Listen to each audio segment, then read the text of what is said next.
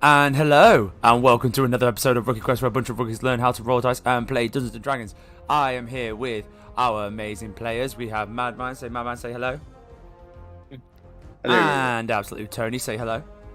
Hello. Hello, and we are here to play another episode of Hunter's Haven, where a bunch of unlikely hunters choose to go out in the world and to slay the greatest beasts that the world has ever seen.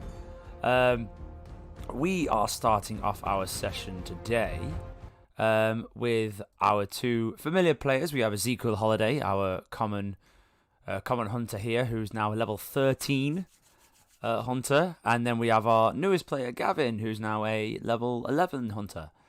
Where we last left off, we had our hunters thrown spontaneously into a battle against a large dog-like creature.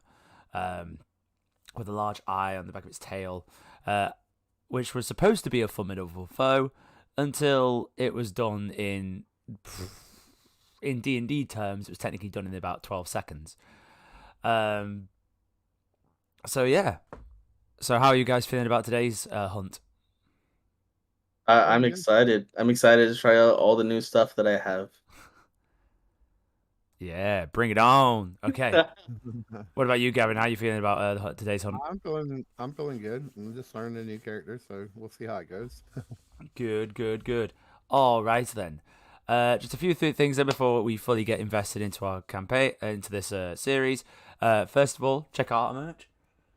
Yeah, merch. Yes, please check out our merch. We have some cool new designs. As you can see from the overlay as well, we have updated a few things to try and make it look a bit more professional as well with our new logo that we got. We are trying to be more professional, so hopefully we enjoy this overlay. And the idea is that we've done t-shirts and design as well to match these kind of themes that you got. So we have Hunter's Haven t-shirts. We have our one-shot t-shirts that hopefully we'll be doing one-shot soon.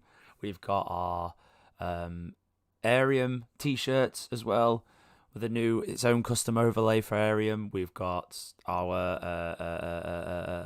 I'm missing one. I know I'm missing one. Which one am I missing? No, I think that's it. So we've got loads of new designs and everything. So please go check out the store. Go have a look. You'll find the details and the link as well on the Twitch site, on our YouTube site, and you'll see the information on our stream as well, and the start and after.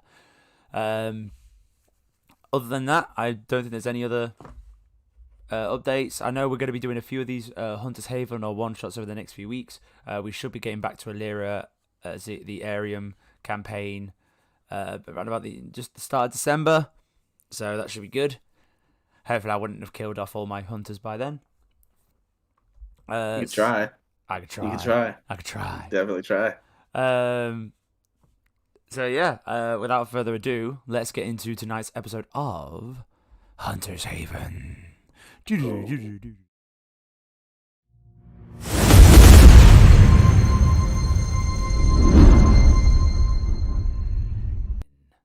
All right then, and we're back. So, let me just put on some normal music here in the background. Our hunters, after their successful adventure into the recent city of, if I can get the name right, into Linamar City, are now back in the guild, the Hunter's Haven Guild, the main room, in the main hall here, the mess hall as you were, enjoying some beverages, chowing down some food, enjoying some drinks. As they chill and relax here, they have had their fellow adventurers, Podrick and Baroque, have gone on their own adventures, their own hunts. You two have been sat here for quite some time, getting a little restless, a little bored. You've gone out and done your own little small hunts here or there, just hunting for game, really, for deer and stuff like that, just to keep your senses sharp. But not much has come about. You then get the familiar feeling, a small burning on the back of your hand, the symbol of the Hunter's Haven contract burning on your hand, letting you know that a contract is now has now been applied to you, and you make your familiar way back up to see if I can get the name right. The CCD, also known as the Chief Contract Distributor, Fulmar Brown, who greets you there just underneath his table as you see his head pop up. He's like, "Oh, hello there, boys. How's it going?" Hey there, how you doing? I'm doing good. I believe you have another contract, yes? I guess so. It's us two this time, I guess. Excellent. Oh, Gavin, back for another round. Excellent. Okay, let me get your contract out. And he gets his stick out. He's like, ding, ding, ding, ding, ding. Nope, gets the other stick out. Ding, ding, ding, ding. Nope. He's like, this one. Pulls out the drawer. Contract falls out the bottom. He unravels it. He's like, oh. There's not much information on this one. Ooh.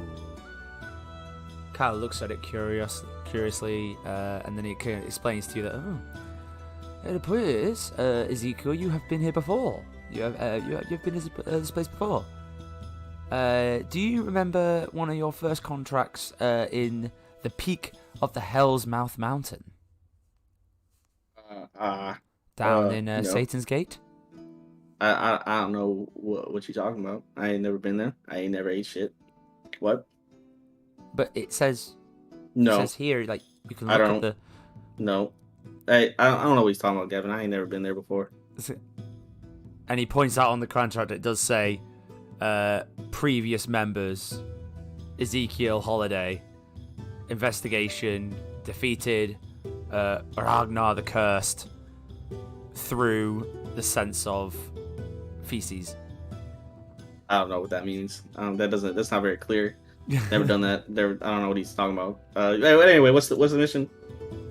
It doesn't say much. It's more just a call to arms, I suppose, asking for help.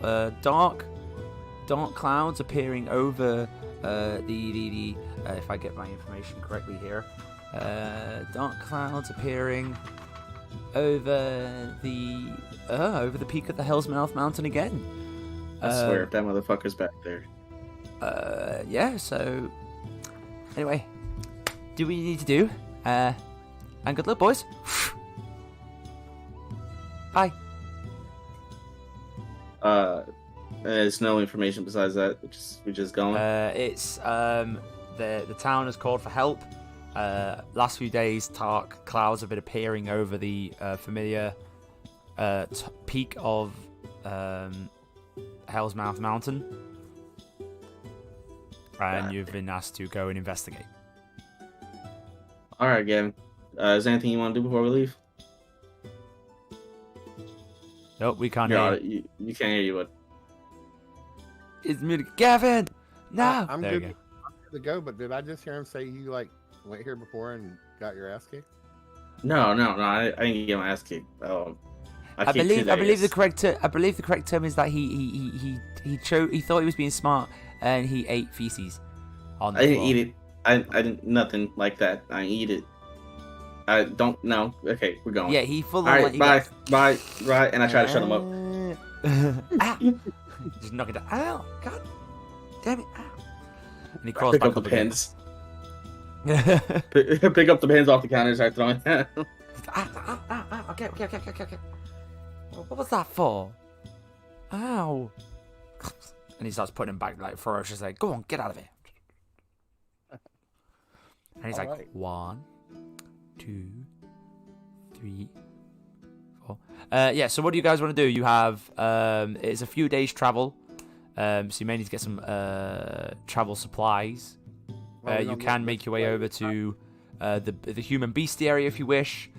To get some I think we should grab some potions, Gavin. Grab some potions. Get us. Can we go grab some potions? We're gonna get whisked away like last time. No, that was a very special. No, it's not always like that. That was an emergency situation. Just one of it hasn't happened in a long time. Yeah, you've been that's been explained to you now that is like a red notice, like if it's danger close kind of situation. Like, you do get more details that because of your swift actions with the king and how well you did protecting his daughters, he has kind of like set up this. He has set up a constant stream of money now going into the Hunter's Haven.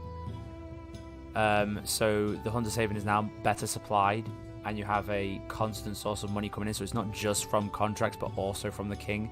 But the idea of that is that if the kingdom is under attack, they can summon you guys at notice to be called in if Hunter's Haven chooses to accept. Gotcha. But the idea is that it's like a minimum of so many hunters will just get shooted off. Like, you can be pulled out mid-contract to go do that. So, cool. But you'll know that from like red flames appearing inside of the inside the Hunter's Haven and on the back of your hand. Like, you get like a red flame burning. Yeah. Yeah. So you want to get some potions, Ezekiel. Yep. You can make your way over to one of the counters to the. If I can get the right person.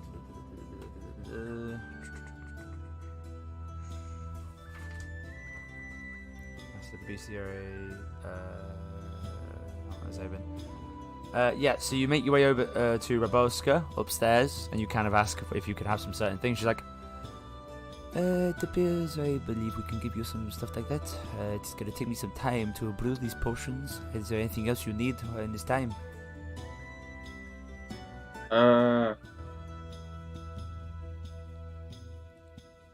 I got a little bit of a bad feeling about this situation, Gavin. So I'm gonna hand you this, and I hope it'll help you out. I'm more of a stay in the back kind of guy, so I want you to have a way to get out of the situation if you need to. And I go and hand him the blink strike.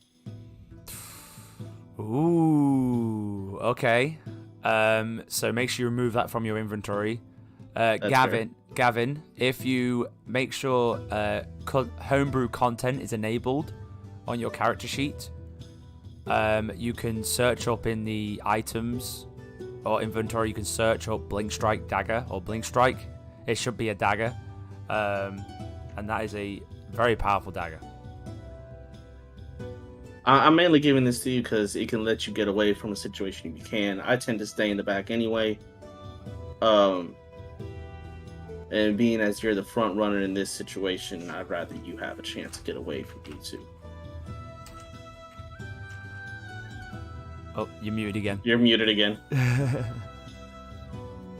He's lost for words. Right, I got it. Here. You got it? I see it here, yep. Yeah. Awesome. Yeah, but read it carefully. Does it still work even if he doesn't hit something? Like, it'll just lose a charge immediately if he doesn't hit an enemy. But he can still use it to get away. It gets one charge a day, and if I'm correct, you have to activate it as a bonus action. Then you use your action to throw it. And I think it has to keep its charge. So you have to hit something or someone. Sorry, at least that's what I mean. If every time. Yeah, I mean. But I think if you miss, it loses its charge. You can use the charge to like bamf out somewhere once. That's what I mean. That's what I mean.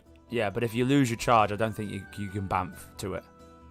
That's what I mean. No, I mean like it'll lose its charge if it doesn't hit something. So to hit the wall, then lose its charge, but then he can use that charge to get to that position, but then it won't be able to use it afterwards.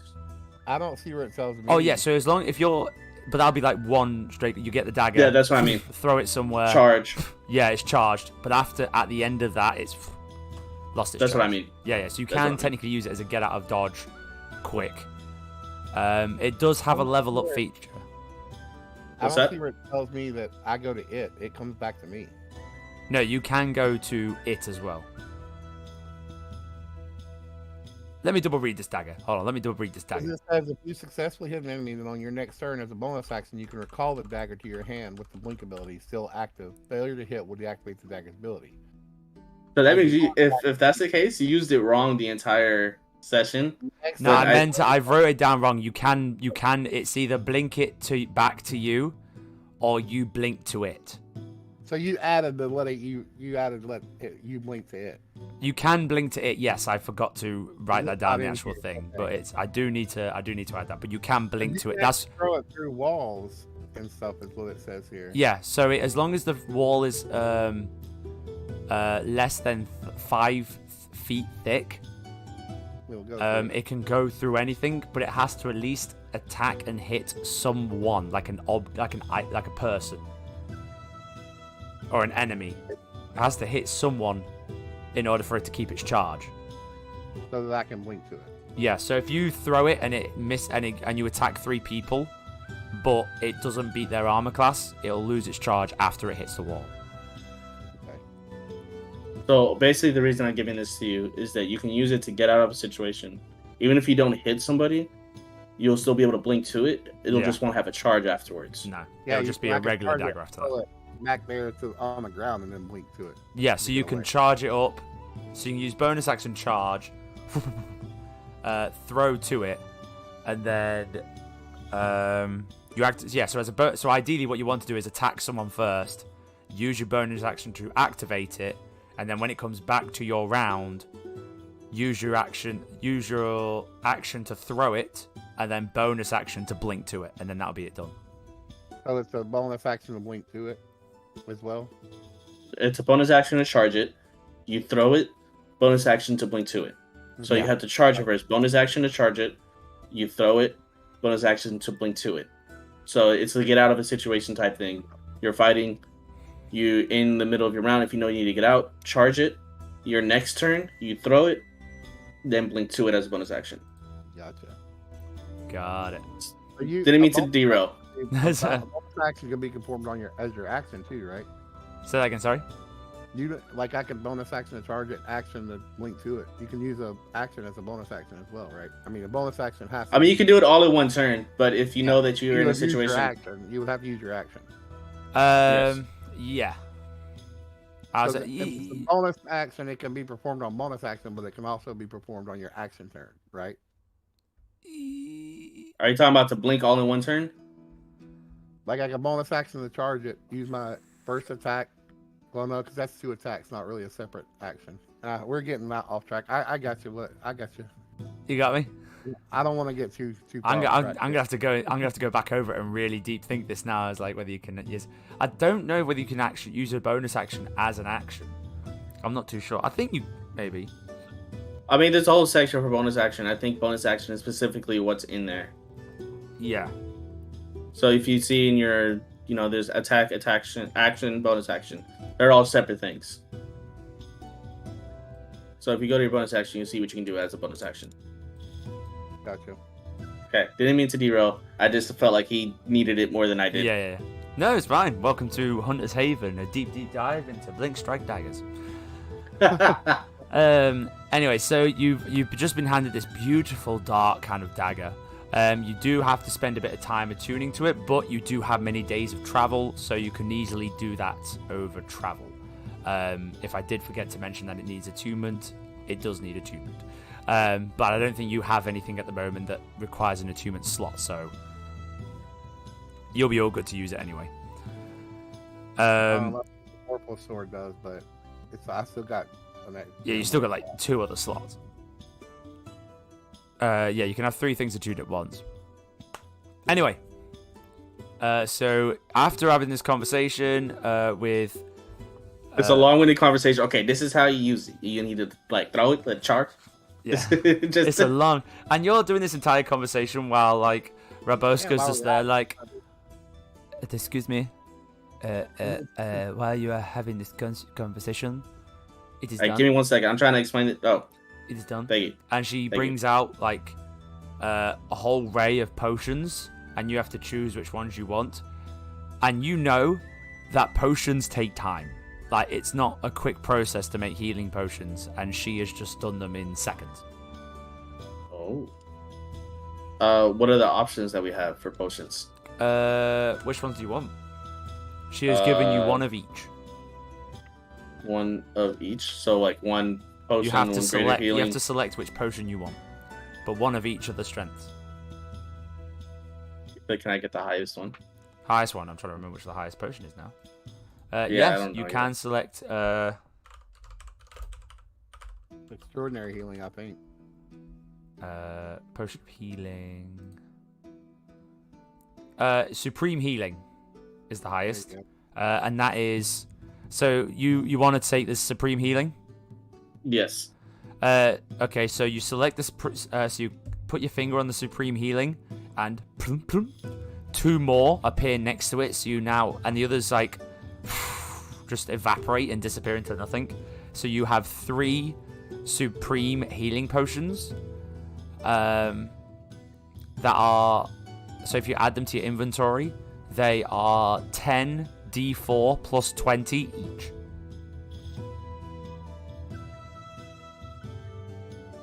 I can't find it in D&D Beyond. 10d4.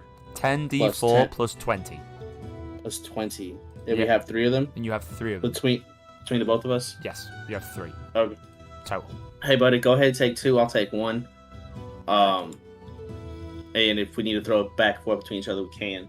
We got the Blink Strike, like I said. But I think we're just about ready to go. Anything else you want to do, bud? No, sounds good. All right, let's get the hell out of here. And so you do. You choose to make your way out of the Hunter's Haven. You grab your things. You get a very common steed and little trolley thing behind you. I can never think of these names. I need to have a list of these names of vehicles. Cart. That's the wow. I really feel like an idiot for not remembering cart. And you set off on your many adventures. So it's going to take 2 to 3 days. Now you know the path much better. You feel like you can get there in a quicker time. However, the weather has been pretty unpredictable recently. So if you could,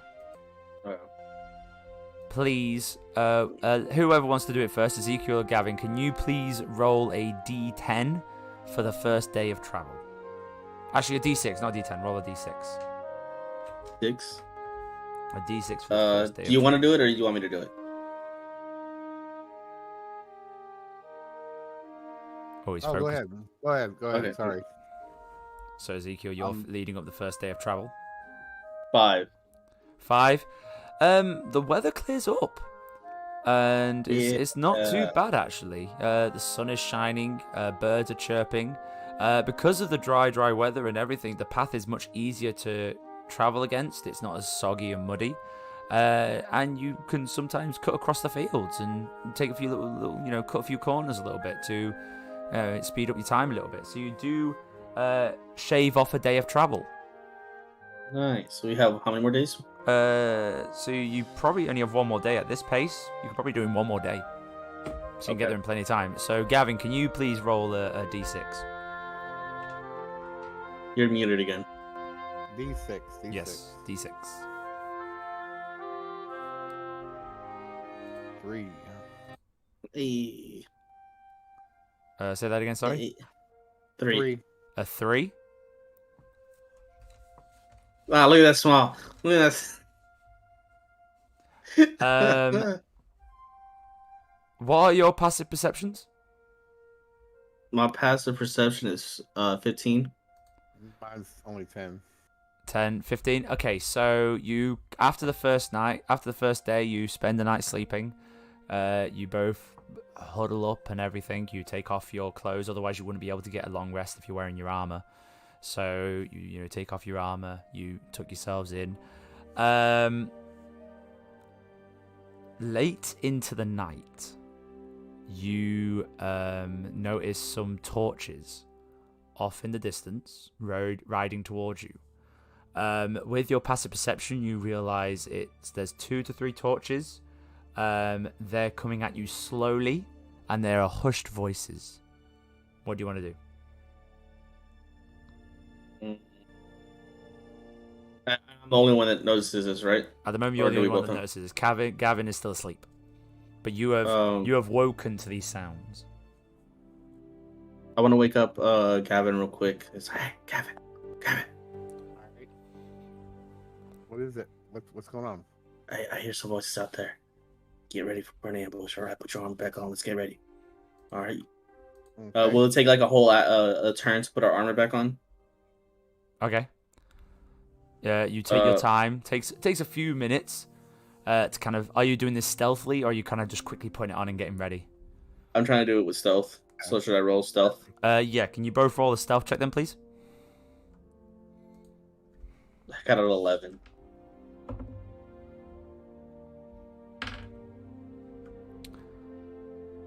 I got a crit. Holy cow! Nice. I'm freaking out. Gavin's cool as a cucumber. He's like, God damn it. Get your jacket on. So you're making a little bit of noise, a little bit of rustling, but you look around again. You don't seem to notice any change. They don't seem to be reacting. It gets a little bit closer. You now notice it's 3 carts. You do notice one rider on each, a few people walking beside the carts. You can't make out any more details of that. There's still a little bit of distance away. Looks like it might just be like a people traveling, man. Like a convoy. I don't know, man. Just be ready. We're gonna try to let them. Do you want to try to let them pass by? See if they just leave us alone. Yeah, I don't just want to go attacking people. I think they're probably just going by. We'll just be ready in case they decide to come our way.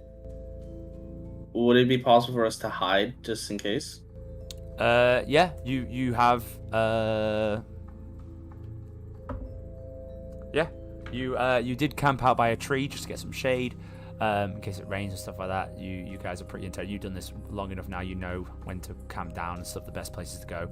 So you quickly make your way behind the tree. Roll another stealth check for me to see if you can hide properly.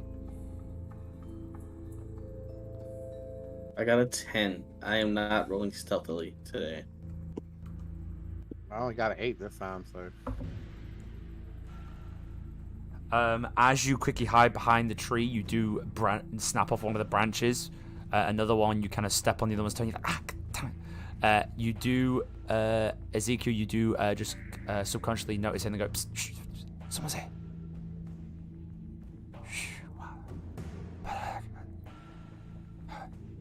Are you listening? Are you trying to listen in on this, or are you just hiding down? I'm trying to listen in, yeah. So you listen a little bit, and you just you hear the whispers like, "What should we do?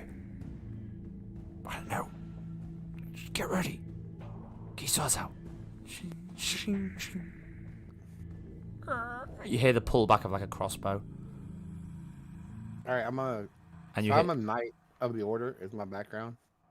Okay. So I haven't picked an order yet, but I'm gonna step out and be like, "Good sirs, we're not here to fight. We're just we weren't sure if you were dangerous to us, so we were just trying to kind of hide. What are you guys just passing through?" Wait. So you come out and just say this?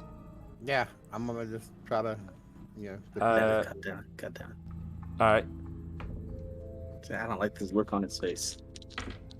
You see as you turn in, someone who you see kind of knights in armor. One of them a little bit shorter than the others turns around and goes, fires off a crossbow, hits the tree next to you. As you just walk out and start saying that, because you have just scared the daylights out of him. Yeah, I figured that was gonna happen. I just didn't expect them to get so close. Hey, calm down. I'm not here to give you any. We're not mean any harm. We weren't sure if you guys were a threat to us. So, you might. I'm gonna pull the bolt out and you want this back? I mean, what are you guys doing? Are you just passing by? Make a persuasion. Maybe persuasion, yeah, because you're not trying to deceive him or anything. You are just make a persuasion check. That will be a 27.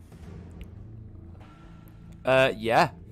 There's just kind of calming them down, Hey, God, I can't believe that. I'm so sorry, my friend. I just didn't believe what it's first day on the job. I'm so sorry. We're doing a late night travel. We were supposed to deliver some clothes, and we're really late, so we thought we'd travel through the night, and we got very nervous. It's our first time, and there's another guy at the back goes, yeah, it's good the first time, and then hides back down again. It's just like Scottish German. Yeah, it's like just a little bit of everybody in there. Hey, the first time, yeah, and drops back down again. And he's like, hey, we're so sorry. Did we disturb your sleep? We saw people sleeping. We tried to be quiet so we didn't wake you. Yeah, that was more suspicious than just letting us hear you. Luckily, we're out here a lot, so we're used to sleeping lightly. Man, I almost blew your goddamn head off. You do that. Oh, Jesus. Luckily, it's not his first day, so he didn't shoot first. Hold on. Oh. God damn it! The first one was a 1, the second one was a 2. As you just pop around the tree and speak, you hear another guy go, ah! Hits the tree next to you, Ezekiel, and you just hear it. You're like, oh, God damn it, Cedric! And you hear a voice in the background just go, sorry. Guys, you got okay. First off, if you're this nervous, you shouldn't be out here in the middle of the night trying to escort anything anywhere. So, like, you guys are really high strung right now. You need to calm down. I am sorry. It's just we're a little bit jumpy, you know. First time. So where did you guys say you were going? Yeah, where are you going? Where are we going? I believe it is the Lillimar city of in the Pebblon district. Yes. You see another voice at the back, right far at the back. Quite quiet. You kind of have to like, what? Can we show off our hunter's mark? Hunter's Haven mark. You can do. You show off your mark, and they immediately go like, "Yo, that's a nice tar." Oh, you don't know nothing about this, do you? Oh, I do not know. No. Didn't you guys? And you see the German guy at the back is like, 9. And the other guy's like, I do. Okay, so you know about the Hunter's Haven, right? Yeah. It's a good thing y'all didn't shoot us, because y'all would have had them on your back. Okay. Oh, be careful. Get the hell out of here. Oh, is that the way we're going? No, they came the opposite way. We're going to Ragnar. Oh, so they're going back where we just came Yeah, from. they're off to Linamar. Yeah, they came back to where you're from. They're going to Linamar City. You've come from in Pebblon. You've come from Pebblon. You're now heading down to Slaustrous. Slaustrous. Satan's Gate over in Slaustrous. All right, so how is it pretty safe from here to where they're going? Like the roads traveling and stuff. You ask them, and it's like we didn't. I'm asking because we've traveled this way. Is this like from here to where we came from? Is it pretty like safe and clear? For now, when you travel down, it's pretty safe and clear. Okay. I wanna ask. Hey, did you guys pass through Ragnar? Did you guys see the clouds on that mountain? They believe we saw some clouds over some dark ones, but that's just because it's been stormy from where we are. You didn't see nothing suspicious? Ain't nothing crazy going on over there? No, just the regular town folk. Just, farming. Can I do a insight check to make sure he's not lying to me? Yeah, make an insight check. 19. 19. When you ask him about it, there's a small part where he has to think, but then as he thinks, his mind just goes, yeah, no, I don't remember anything. Like, when it's weird how his demeanor, like, he thinks back to what he saw, and it immediately switches to like, no, I don't remember seeing anything. No. I want to whisper to Gavin. Gavin, you got any detect magic or nothing like that? Divine sense? Yeah, I mean, I can give a feel for him, but it feels like he's kind of almost like he's been made to forget. That's what I'm trying to see. I know nothing about magic like that, but I feel like you do. Are you guys done? Yeah, we're sorry if we disturbed your sleep. We're gonna make camp a bit further because we realized we were a bit jumpy for this. We're gonna make camp a bit further down the road. It's been a pleasure. I'm gonna do divine sense to see if they seem evil or good. Let's detect good and evil, basically. Yeah, pretty much. Yeah. So you do that, and you kind of get a light, kind of bluish, kind of glow to them. You kind of you get this. Your eyes kind of glaze over a little bit before they go back to normal, and you kind of have this vision, and you see them. They kind of have a light glow behind them. Say that you represent this as good. They're good souls. They're not doing anything harsh. They're not insanely evil in a certain case, but they're not directly good. It's not like they're celestial or gods of good being. They're nice people. They're just honest, nice people trying to help out. He wouldn't be able to detect if evil has been casted on them, or if there's anything. Would it detect that? Yeah. It says it was since he's being affected by the hollow spell or the hollow spell, which I don't think that's what. No, you do not detect any use of the hollow spell. I think I have. They wouldn't detect if they've been affected by evil. Let's see here.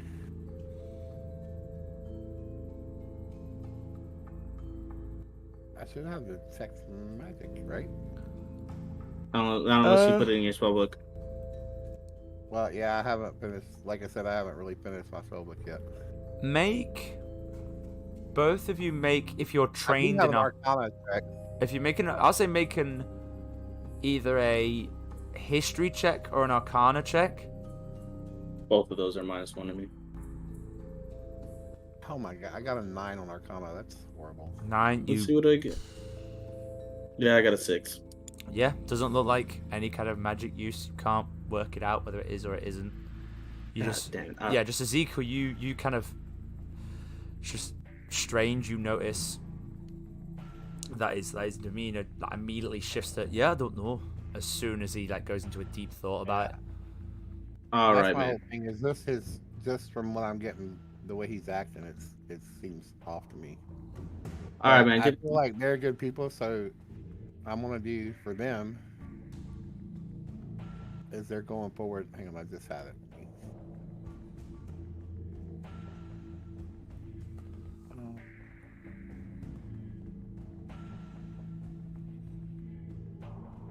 So the cantrips, how many times you want to, right? Yeah, cantrips. Yes, if you have a cantrip. You want. All right, so I'm gonna go around and just to each one of them, and kind of shake their hand, good luck, safe travels. And as I shake their hand, I'm gonna cast protection from good and evil.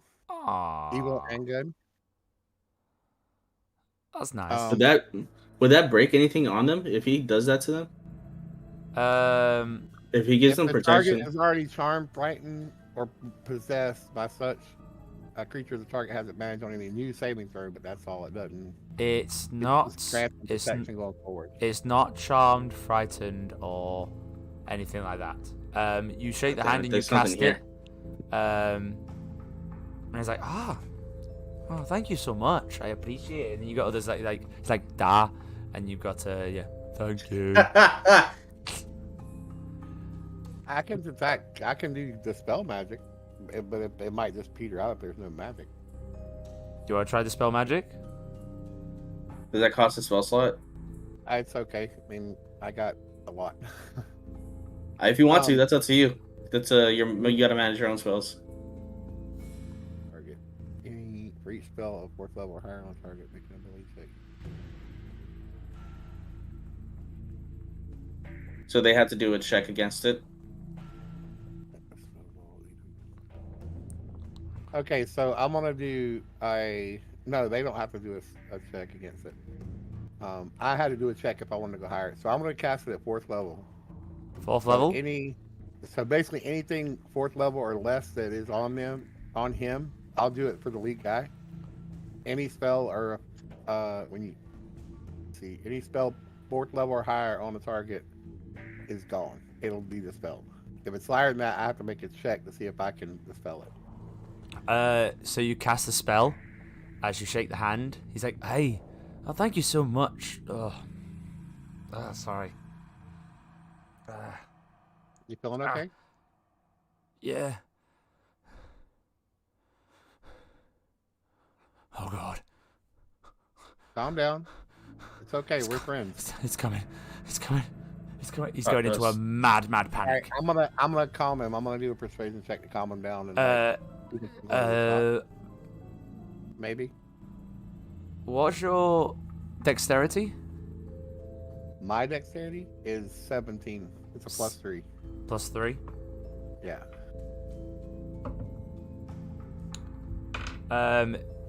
He's panicking, but you have quick reactions. You notice, Ezekiel, you notice he is grabbing for a dagger or a sword in his pocket.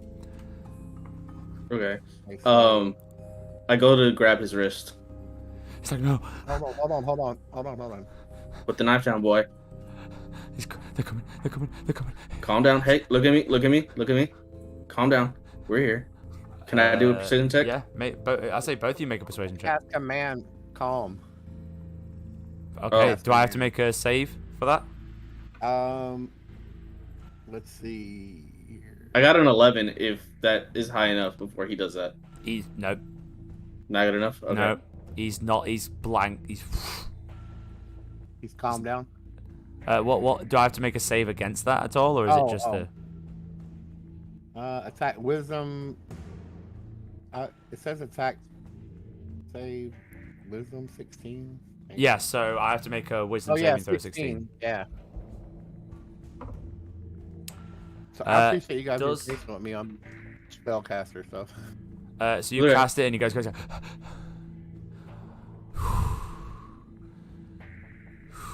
And immediately calms down. Man. The Jedi mind tricked him. Yeah. Yeah. All right. So listen, like you're with friends now. You're safe.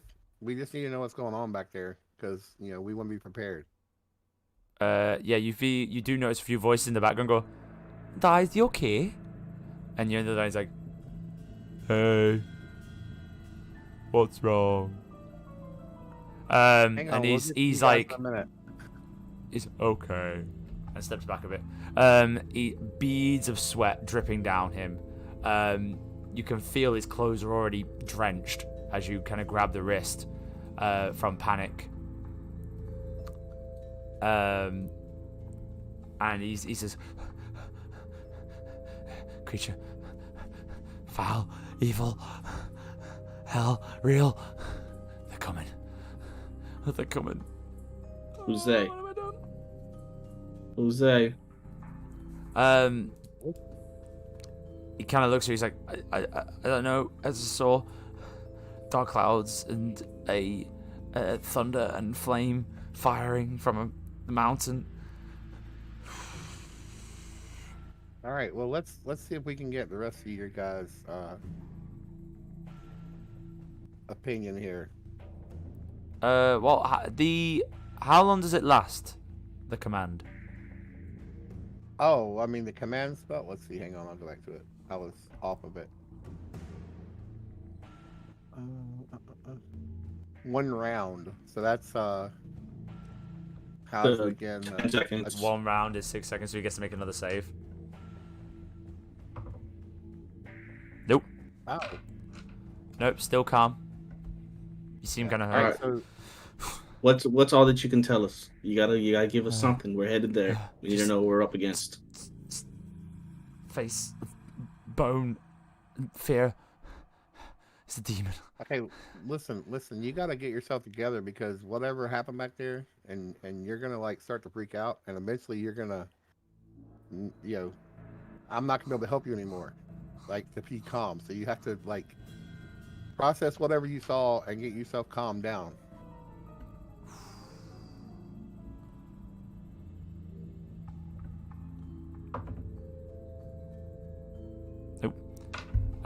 He says, I think I'm a bit calmer now.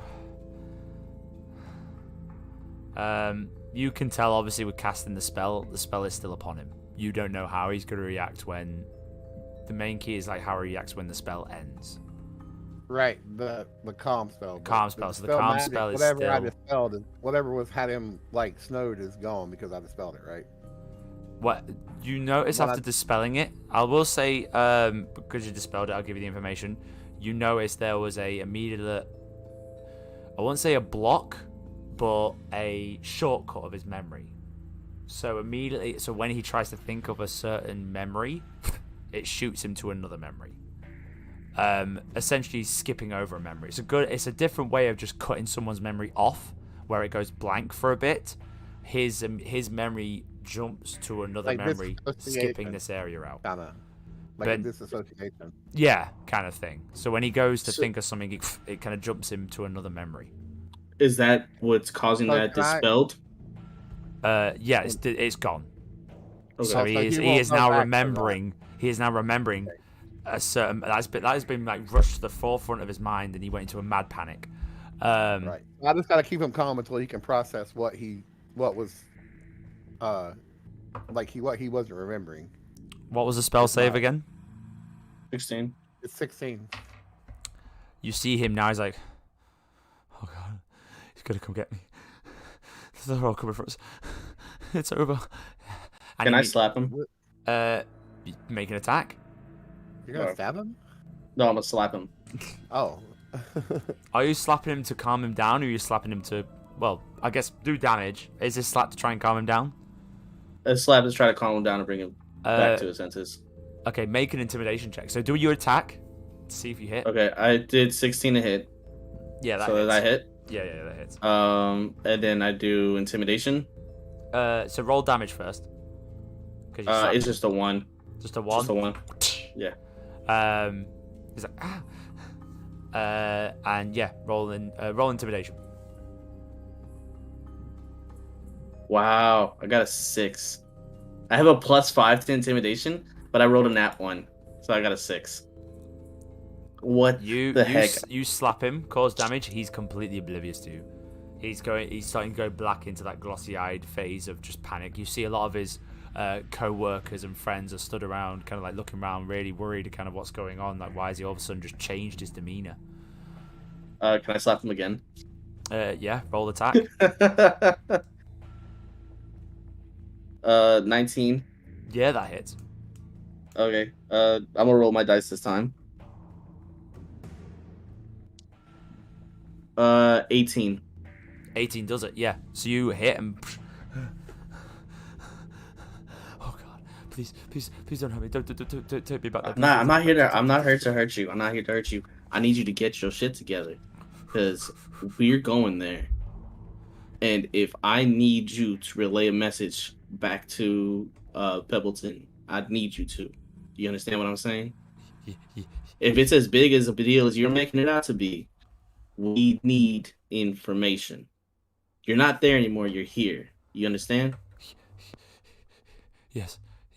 You notice every time he closes his eyes, he has like a mad panic. It's like he's getting that vision right at the back of his mind as soon as he closes his eyes. All right. So what can you tell us? His demon, devil, skull, face. Okay. How'd you end up there? Traveling through, delivering. You notice his friends stand up and go, if he's on about traveling through Satan's gate, we are bringing silk to the people of Lillimar. Hey, Gavin, can you investigate that silk real quick? Big burly dude. Could you investigate that silk? What do you mean investigate? Oh yeah, the silk. See what they're carrying. Yeah, I want to check it out. See what they got. And well, actually, it wouldn't have mattered. I mean, it's nothing may have on them, because when I did Divine Sense, I think. No, I'm just saying, like, go to the cart and open it while I talk to this guy. Yeah. I'll go look and see what they got in the cart. Like, investigate what. Just some nice silks, really. Nothing common, a little bit higher than common. You got some nice different colors. It looks like kind of velvets and stuff and felt.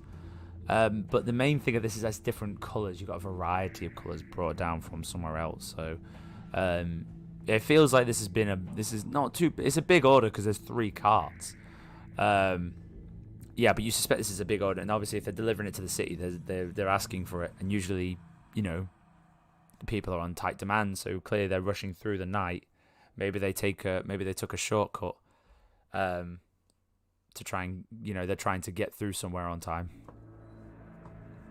Is there anything you can tell us that'd be useful? You understand our situation. We're going there to fight something, and you got information that you're not giving us. You're starting to really piss me off. Run. Need to run. As he's saying this, do you still have hold of his wrist, or have you... Well, I do. You slap. I'll grapple him if I need to.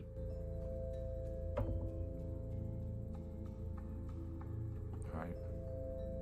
So that's what he's going to do. Can you make a strength check for me? God damn it. Alright. I don't trust this digital dice. Let's see. Oh, 1. Dude, I'm rolling 1. so bad. What the heck? That dice is going over there. So he breaks out of your grip with the dagger and he's like, run, run. Goes to slice his throat. But as he does so, he rolled so poorly to attack himself, and he's shaking so much that as he goes to do it, he like the dagger drops out of his hand. His like hand is so sweaty and so shaky when he goes to do it, it just slips out and falls to the ground. So he's gonna go grab it and try again. Can I roll against that? Yeah. Make a. What are you trying to do? What are you gonna do to stop him? I'm gonna try to kick the knife away, and hold him down. Make a dexterity check then. Okay. Oh my god. That's a 10. That's a 4. Yes, you kick the knife away before he gets there, and he falls to the floor as he tries to get it. And then make a strength check. Oh, God's sake. Okay. I'm not using that dice anymore. A 6. Yeah, you tackle him to the ground. Dude, we're both rolling so bad. Yeah, I got a 2. Okay, I start, I don't know, man. I just start talking to say, hey, man, listen. You ain't got to think about that no more. I just need you to deliver a message for me. Can you do that? Can you get to Pebbleton to deliver a message? All those people back there are going to need your help. I need you to be with me here. Make a persuasion check. Make a flat persuasion check. 9. 9? It's falling on deaf ears. He's just trying to reach with a dagger. Can we call to his buddies? He's like, what do you need? Your buddy's trying to kill himself right here. I need you to help. Oh, you get the cloth. Okay. Come. It looks like a guy that's just armor been put on him. That's way too small. They've a full set of armor. It clearly has been broken apart, and they've just kind of placed it on clothing where it should kind of be on this body. He's that big. You kind of got the chest plate that's like broken off and going duh, duh. You got shoulder pads that just go duh, duh. The helmet's kind of just like covering this bit where it's supposed to be here. It's kind of just covering this bit. He's like, okay, dove, dove. Gets cloth and goes, and ties it. Swaddle him. Make sure you swaddle him. Swaddle him. And then picks him up by the fabric, and he's just there like, no. You fools, we gotta run. It's over. It's all over. And he's going into a mad panic. Throw him back in the... I tell him to basically throw him back into the cart, and I write out a letter to the king. And I'm assuming, can I just, like, for flavor text, say I stamp it with, like, the Hunter's Haven mark? Yeah. You can do. You know the symbol, so you can kind of, like, sign it at the bottom. Alright, so I write out this letter. Hey, look, I need you to get this to the king as soon as you can. If you need to go through Hunter's Haven, go to Hunter's Haven. Get this to him. Let him know something's coming his way. They need to be ready. He's like, okay, I will.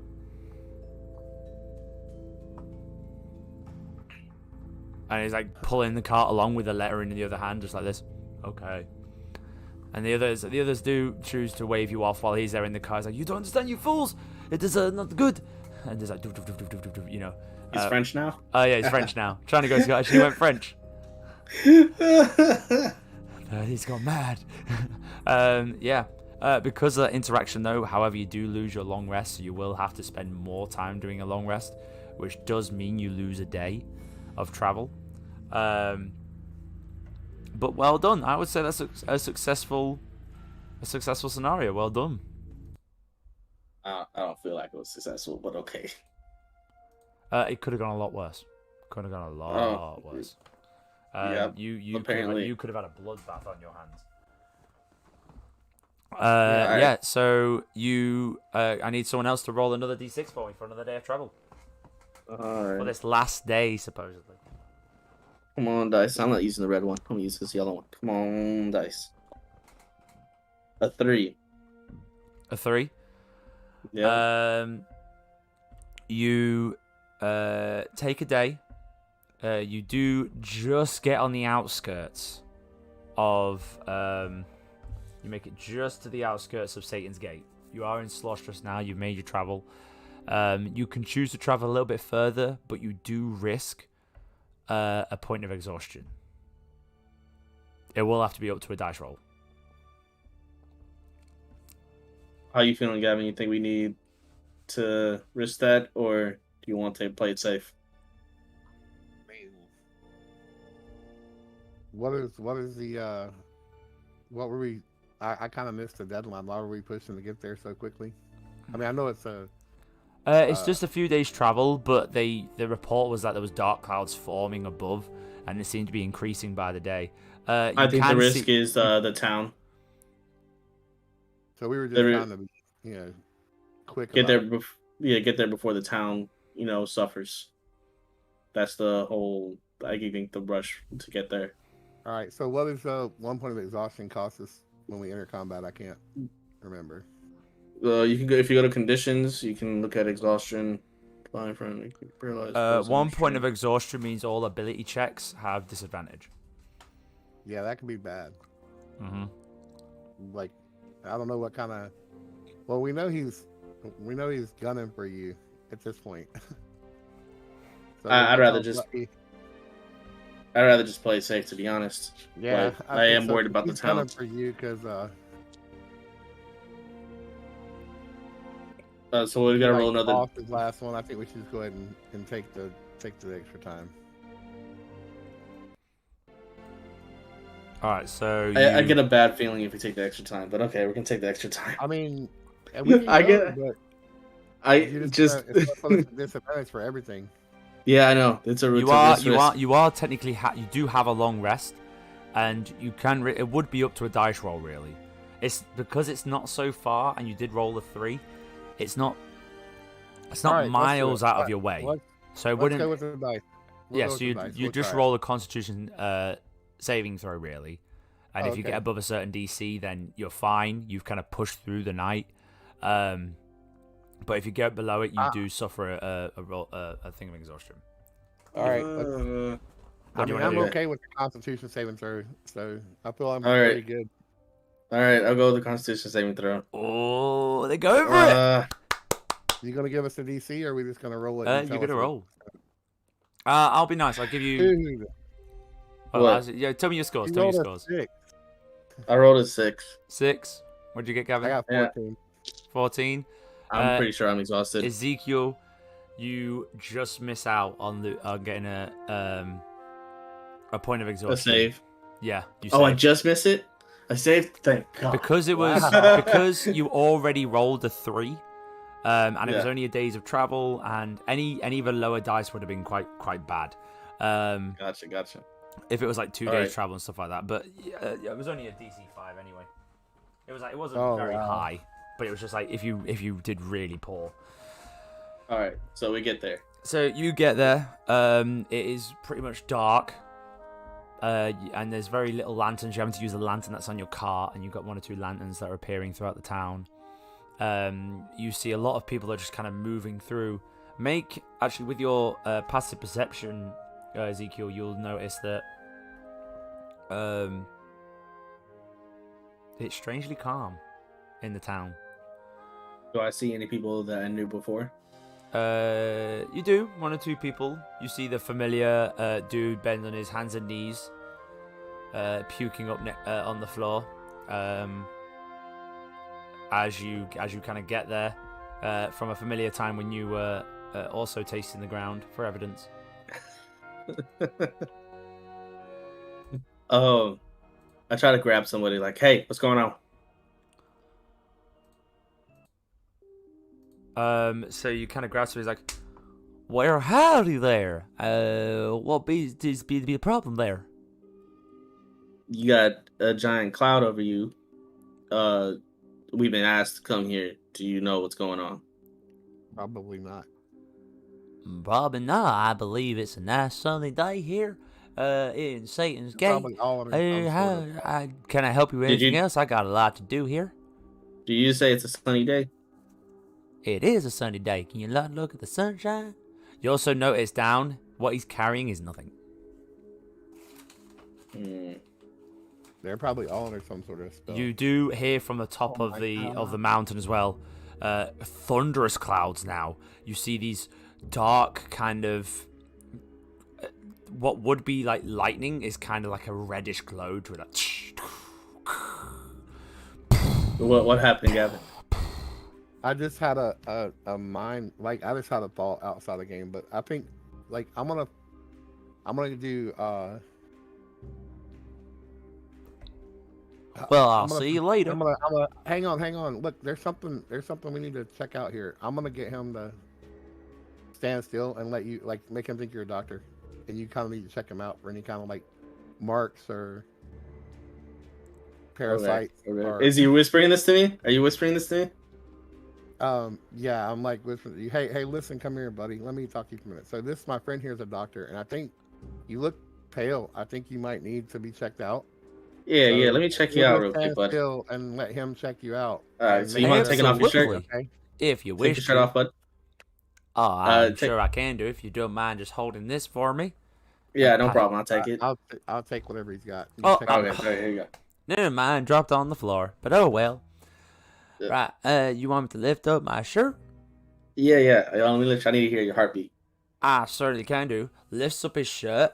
You just see, it's strange to explain, but burning red with like a black smoky ink kind of falling out of it. You see 3 lines kind of going across the chest here, going down, followed by a triangle down the center, with 2 spikes appearing over the top, just burning with inky black as you lift it up.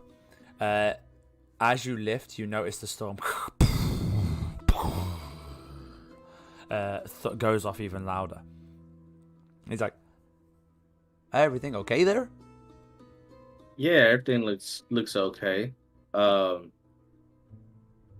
Unless you want to waste more spell slots doing anything with this guy, I say we just move on. I say this out of character. Yeah, I'm good. I just wanted you to just...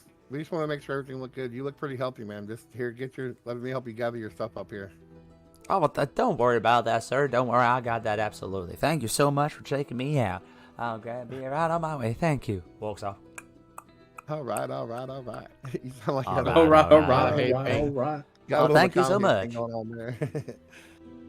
So, right. Gavin, I'm thinking this is a trap, because if most of the people here are like this, then who would have sent the letter? Yeah, I don't know that. Yeah, it's something like that, but definitely I feel like this sounds under some sort of mass spell or something. And I'm assuming that it's up there at the top of that mountain. Yeah, that makes sense. Let's see if we can get somebody else and check them out, just to make sure this is a... At this time, you immediately hear everybody turn around. And they all face you. Fire, like flames, shoot out of their eyes, followed by like reddish flame with black inky kind of like smoke kind of falling off as well.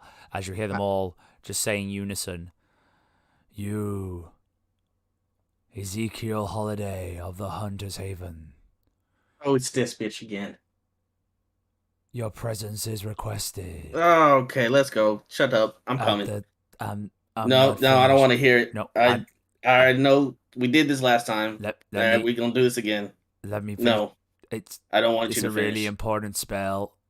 It's quite. Okay, go ahead. Okay. What do you want to say? You have been summoned to the top of the mountain. Again? At the opening of Hell's Gate. All right. You will battle an old foe, and give your soul to the rebirth of Ragnar. And everyone goes, Ragnar.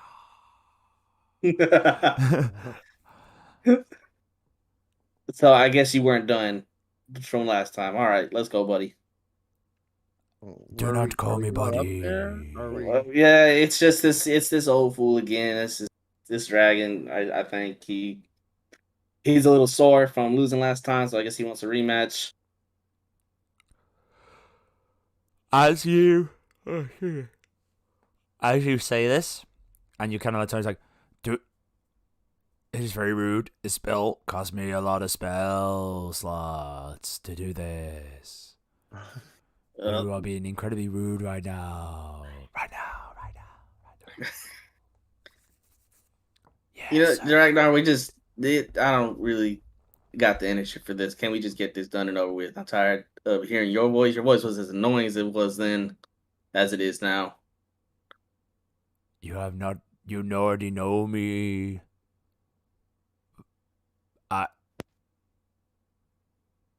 Meet me at the top of the hill. Yeah, meet you at the top of the mountain. Let's go. Yeah, this guy again. As you do that, everybody drops to the floor. God damn it. Are they dead? They from your passive perception, they just look passed out. Okay. Some of them are sound sleeping, like snoring. Yeah. All right, buddy. Gavin, just so you know, I don't know if I told you. You remember this cloak? I ever tell you about this cloak? Just for this jacket? Did I tell you about this jacket? You told me about the jacket a little bit, but I don't know. Okay, so look, so just hold on. I'm gonna climb us up there. I killed a spider. Oh yeah. I killed a spider. I got this jacket. Now I can walk like a spider. Right. All right. All right. So I just hold on to your belt here. Yeah. Just hold on to my belt. We're gonna go up this mountain. What's your Ezekiel? What's your strength? Oh no, it's 11, but I have +0. So carrying someone of the same with your strength, I would say you move at half speed. Obviously you're a spider climb, so you can just walk up this. Make a intelligence check, just to kind of remember your path through this, because you got to remember the edges of this rock are jagged. Very jagged and sharp, and they could cause a lot of damage. All right, let's do. I am rolling so bad. I got a 0. A 0? Because it's a -1. Oh god, you're looking at this mountain. You have no idea how to get up. God damn, no clue. You can't work it out. You're like, where's the top again? I didn't want to come through here. This is why I didn't want to come back here. Which way is the top? It's up. Oh, I'm going down. Let me turn around. So you're kind of like, no, and you just commit your way up anyway. You do take 4 points of slashing damage on your way up as you're just like cutting your leg and everything. Like, ow, and it takes a bit of time. You get to the top eventually, and you are heavy breathing. Gavin's fine, because you've been carrying him. So you've been carrying him. You are pretty tired from carrying all that way. You make it to the top. If you boys wouldn't mind opening your maps, please. This mother trucker. So, as you look at the map, and you make your way over to the top, so select your icons, please, that you will use for you. The bridge is no longer there, by the way. Yeah, because it got broken last time. Yeah, because the bridge was broken last time. So that central bridge that you see is completely broken. You see a person on the other side, just around about like here. someone in robes with a book floating and hovering above them as the wind is like flowing furiously. It's a somebody that you do not recognize. As you've got thunder hitting the book and stuff shooting up and storm clouds raging round, and he's like, I have come for my master. I have been searching far and wide for you. And now I bring the soul of the one who defeated you. God damn it, I can't read this spell. I have brought you the soul of the one who defeated you. You may take back your soul and be reborn. Be ready. And he goes to slam down the book. And you just hear a... That was a really good sound effect. Thank you. As time seems to slow down around you, lightning is like racing its way to the ground and to the sky before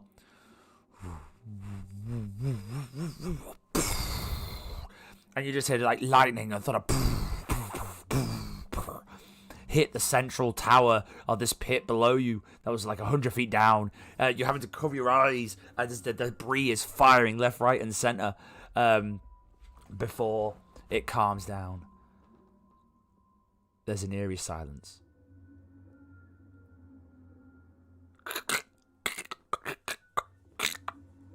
You hear down in the pit before two familiar claws. However, they look different to what you remember. There is not a single bit of skin on these bones.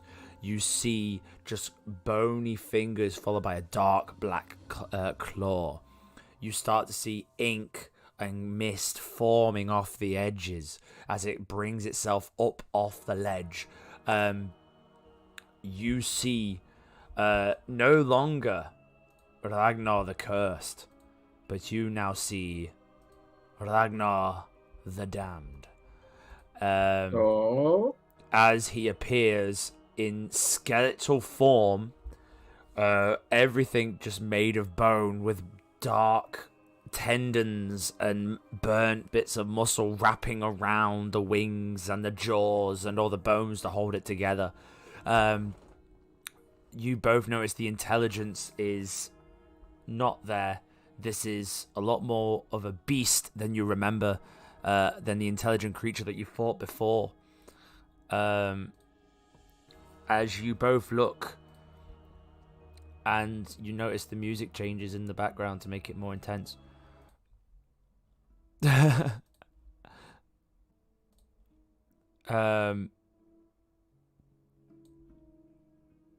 You notice as this thing is coming above, it starts flying. There is no, it's not flying. It can't fly as there's no traction, but there's smoke coming off its wings. As it starts turning and crawling around the edge of the pit over the top. As this old gentleman you see with red robes is facing towards him, he's like, I have brought you back from the dead. My master, I beg you. I will worship you if you grant me power.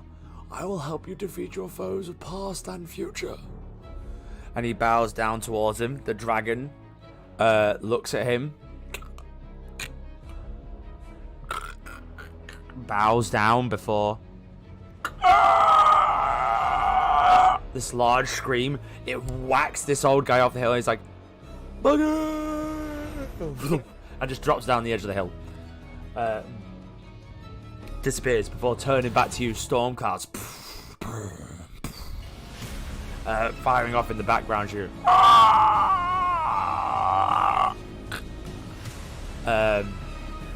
as it now is standing over here on the edge. I would like you all to please roll initiative. All right. Yeah. I got a 22. Oh wow. I got 18.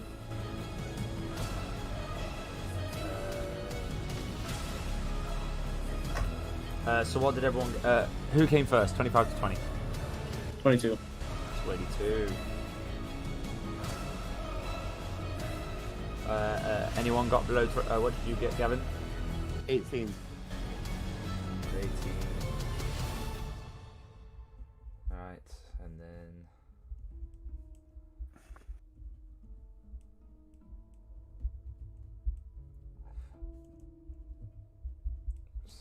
Got it. Right. So at the top of the turn, we have Z, as you see this creature.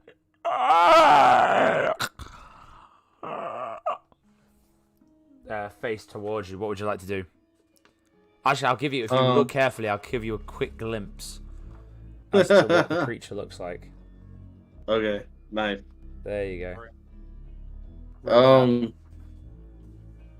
Oh, he just did it in his camera. You didn't see it? Oh, hold on. Oh, no, hold on. I got... Oh, yeah, cool.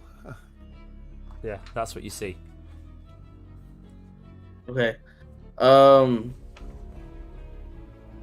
think the very first thing I'm gonna do is throw. I'm gonna hit him with my oath bow first, just so that I can get him marked. Go for it. Does an 11 hit? Pardon? 11? Yes, I rolled a 1, but it was plus 10. No, does not hit. Okay, let me try that one more time. So I get 3 times. Does a 24 hit? 24 does hit. Alright, so I hit him, and let's see, the damage plus 3d6. 3. So total of 14 damage. And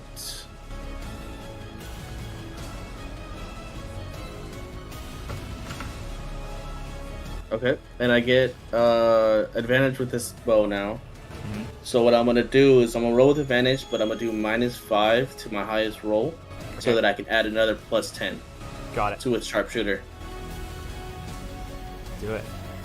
Alright, that's 24. So 24 minus 5 does a 21 hit.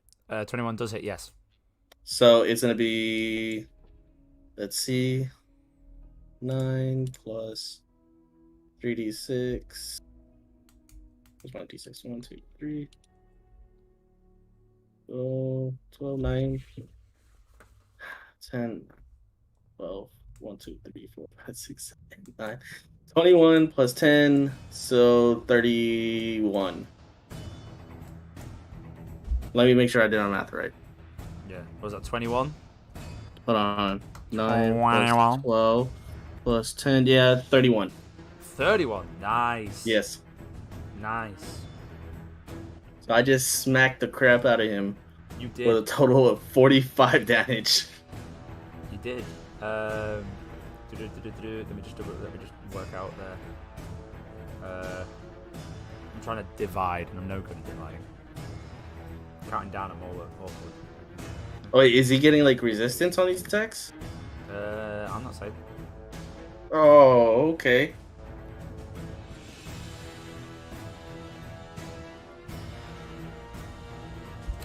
Got it. Okay. So you know, my attacks are piercing damage, not bludgeoning. They're piercing damage. Okay. So you do these.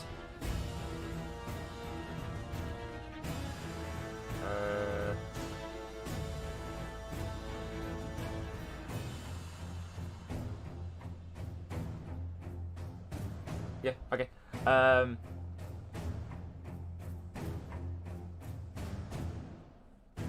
Yeah. So as you do this, it's like slowly making its way towards you, like. You hit it powerfully. You splinter the bones off its side. No reaction.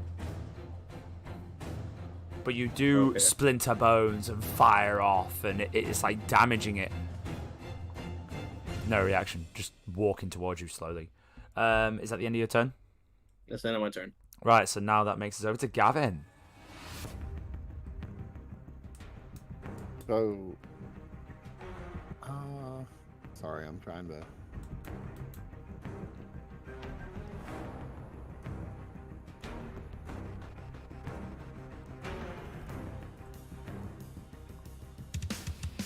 So I have to run all the way around this pit to get to him? You will do, yes. Yep. And that's way more than 30. You don't have anything distance-wise that you could use? You can also, like, sprint and get 60. Yeah, you can use an action to dash and go double your speed. Right, but then I'm standing there waiting for him to hit me. Pretty much. Let's see here.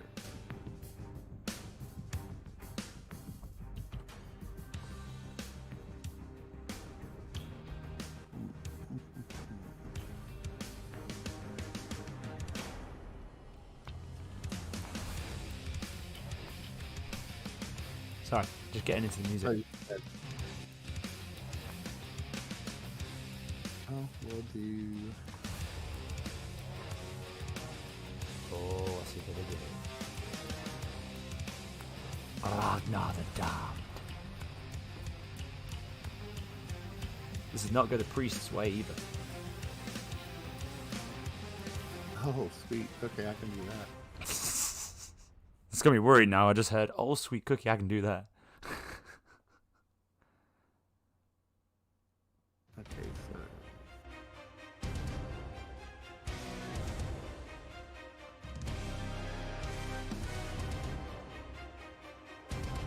Wait a minute, how do I do it? Who should I kill first? Is the real Hope question. I don't want to. Now that I know you've got something that is specifically geared towards my character, I can see. Oh, Alright, did you see that pop up there? what? Fireball at 4th level? No, we didn't see it, but is that what you're doing? Right, so you cast Fireball. Is that a saving throw or anything like that? Hang on a second. Let me pull it up here. It is. Yeah, it's a saving throw of a dexterity 16.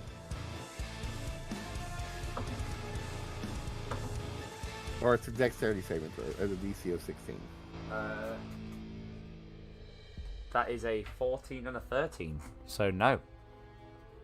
Okay, so he takes on a failed save. Price amount.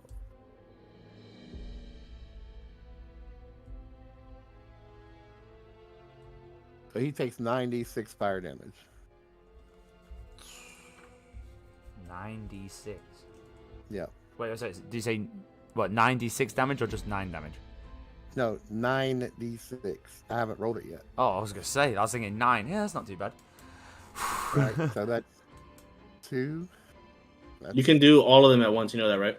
How do I do that? You Click should be on able it just to multiple click times. on it. You should be able just okay. to click on this, it should say on the spell thingy.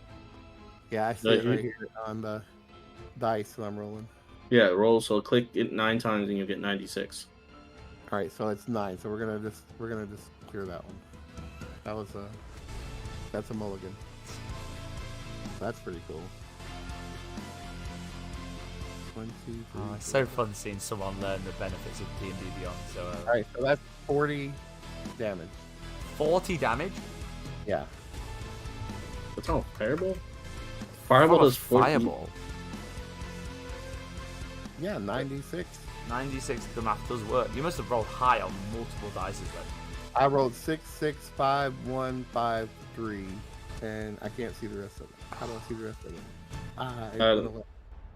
Alright then, so that's...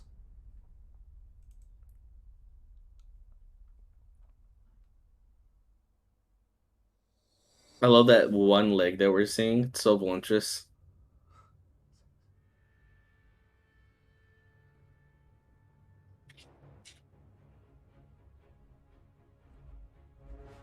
Got it. So, again, it's walking towards you. You cast Fireball. A large explosion. It's still walking through. Oh my god. You can see the bone is charred and chiseled and like it's clearly still taking damage from it, but it's no reaction to it. As it's still walking. Is that the end of your turn? How many more actions do you have? Well, It says attacks per. I have 2 attacks, but that doesn't count as a spell, right? Because the spell is a full action, right? a spell. It depends on the spell. If it says full action on it, then it's 1 action. Okay, let me see.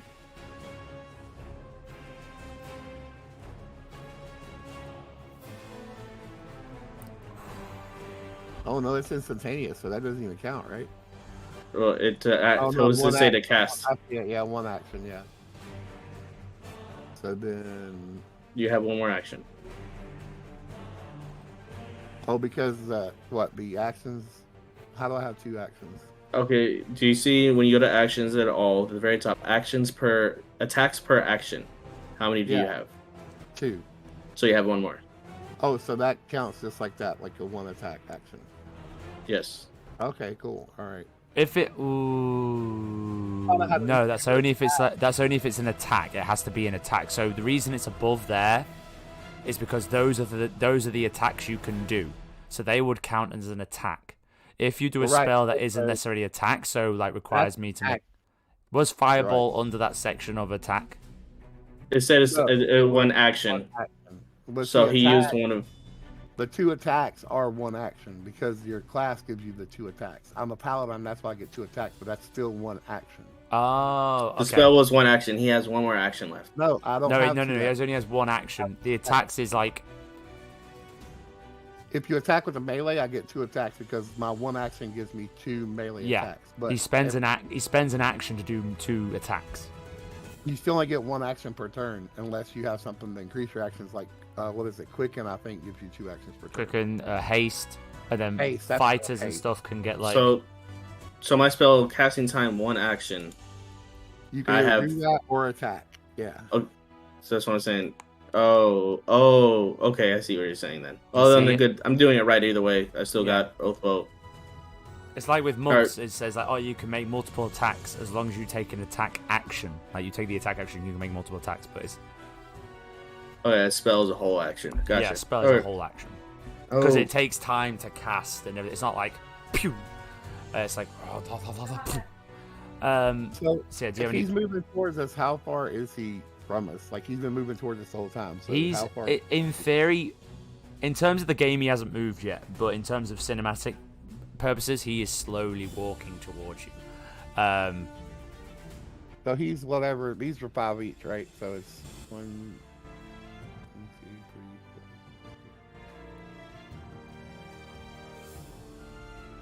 4. So this pit's like 100 feet across? It's about just over 100 feet, 100 to 110 feet. Okay. So then I can't do that.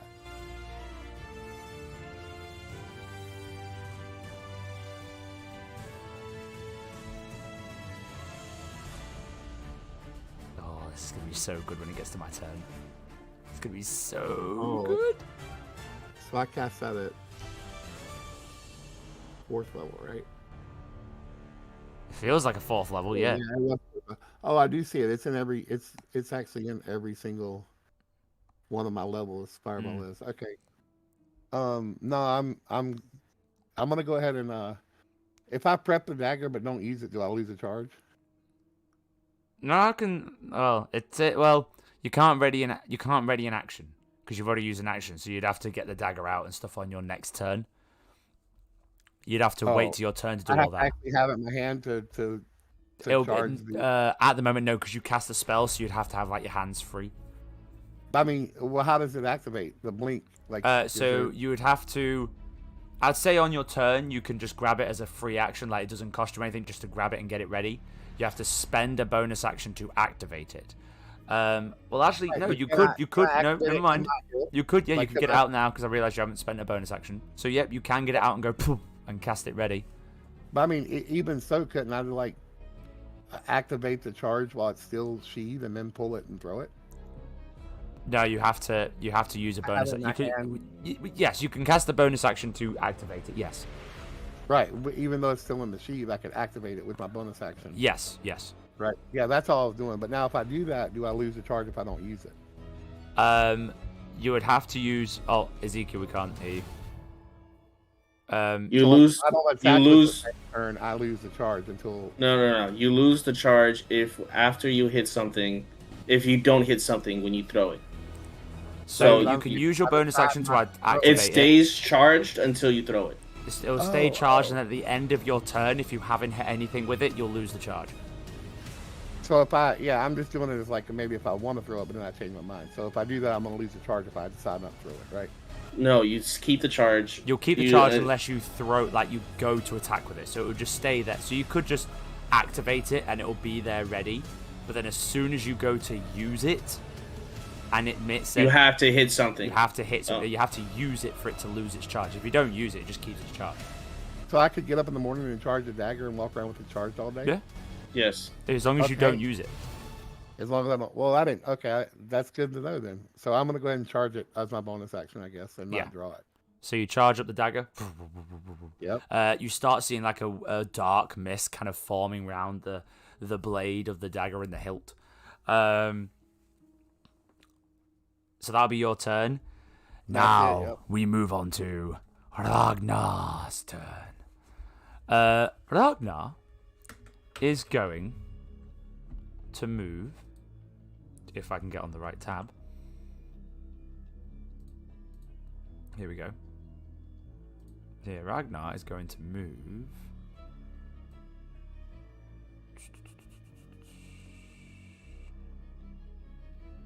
He's going to precariously go this way to that spot there. Over here. And then he's going to... How far is this? Yes! So, he's going to look at both of you as he slowly... we say slow, because he's so large, his steps actually move a lot more. But he does move moves... It takes his time to move. He's going to do he's going to look at you and just go...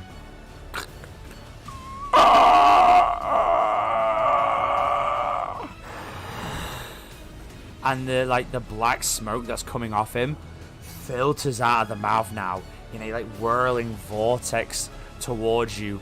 I need you both to make a Constitution saving throw.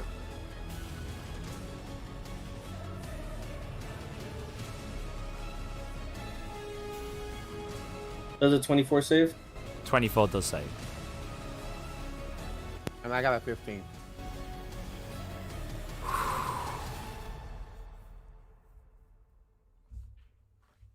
What did he do? He used his breath weapon? So as the mist forms around you and enters your nose and mouth and ears and starts seeping into your eyes, you feel your body kind of stiffen up and your mind freeze. It's like... Ezekiel, you just kind of quickly throw your jacket over and cover yourself from the mist, blocking out the majority of it with ease. Gavin, it seeps through and you feel it start to hold you. Everything feels just stiff before you kind of shake your mind and cough it back out, and it doesn't take effect. He is not happy. Can I do a quick Arcana check to tell what that was? What kind of was it? Magical? You'd have to wait till your turn to do that. Oh, okay.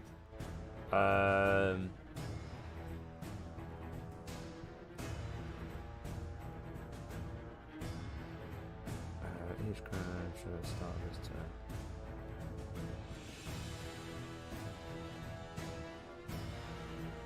Yeah, so that'll be the end of its turn. Now that moves us over to Ezekiel. Ezekiel, I need you to make a wisdom saving throw, please.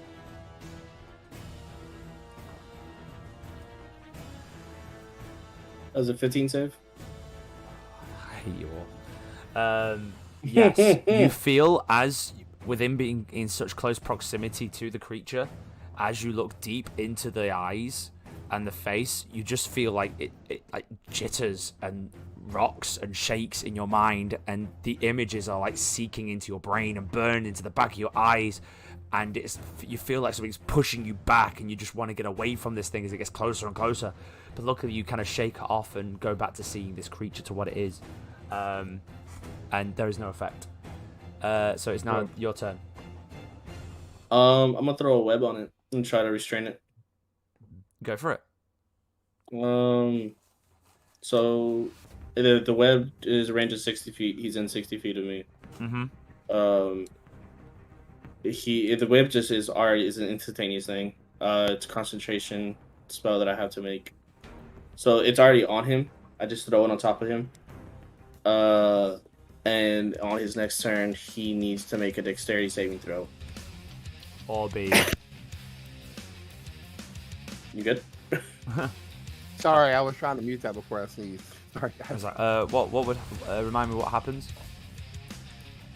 He has to make a dexterity saving throw on his next turn. Okay. Does he get? Is it like restrained or? He's restrained if he fails. Got it. Okay. That's fine. What else do you want to do on your turn? Or is that it? I want to move 30 feet. Let's see, mark it. Right there. So I'm going to move right here.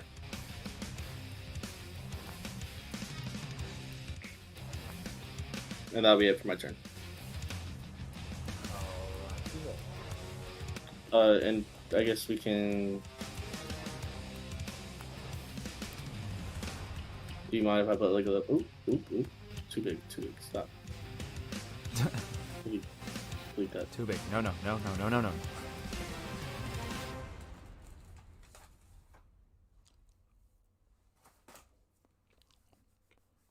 There we go. Oh, why did I keep doing it in the wrong spot? Like, well, you could just go on to the next guy. I'm gonna figure this out. Alright then. So that's your turn.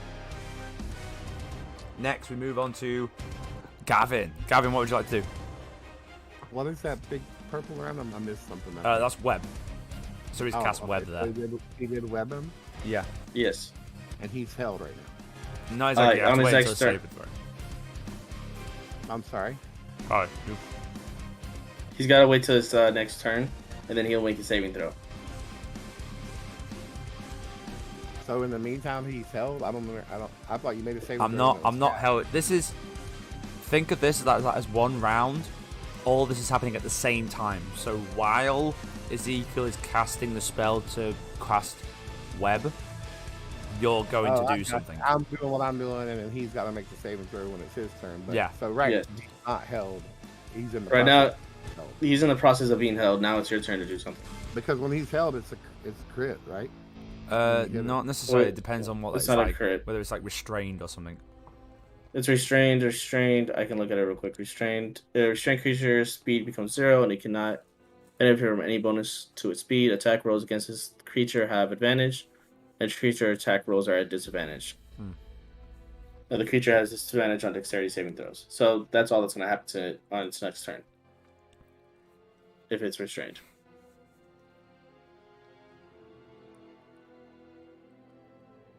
Okay, so he's within 60 feet of us. Mm-hmm. What you gonna do?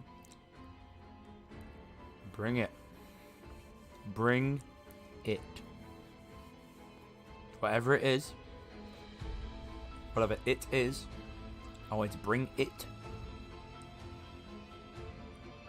And I will defeat it. Oh, It's going down. that's what I think it is. Okay, so I just rolled a 20 on a spiritual weapon. Yeah. This Was is that my nat bonus 20? This is my bonus action. No, that's with the addition. 30, 20. So- Yeah, yeah, dirty. 20 hits. All right, and then I'm going. Oh, I should have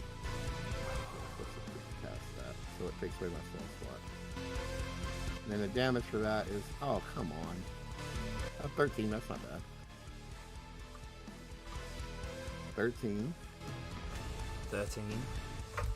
and then as my action, we'll hit him with another.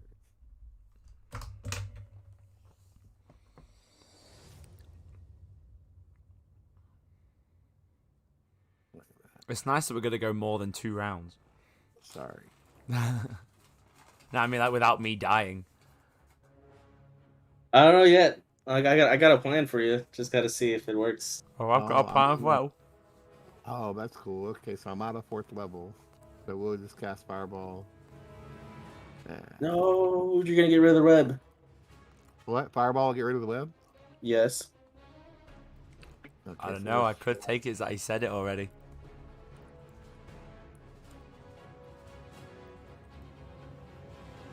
Do it. Do what your character would do. No metagaming here. Well, maybe a little bit. Sure. But he's learning his character, so I'm trying to like give him Oh. information. That's the only justification I see for You're that. casting this spell. Don't cast Fireball! Does it for sure do that? Like Fire. Oh, will yeah, get- fire will burn away the web. Okay, so I mean, I could look at it real quick. This web is webs are flammable. Any 5 foot of cube of webs exposed to fire burns away in 1 round. Dealing 2d4 fire damage to any creature that starts its turn in the fire. So I mean, you can set the web on fire, and it will add fire damage to the if it starts its turn in the fire. So it's like it adds as like wait. There's no web right now, right? Because you're in the process of casting. Well, it takes kind of. the web is there. It just he hasn't started his turn in it, and that would cause the. I'm gonna do So it. he's like put the web there, and then when it gets to my turn, I'll be like, oh, I'm webbed. Ah.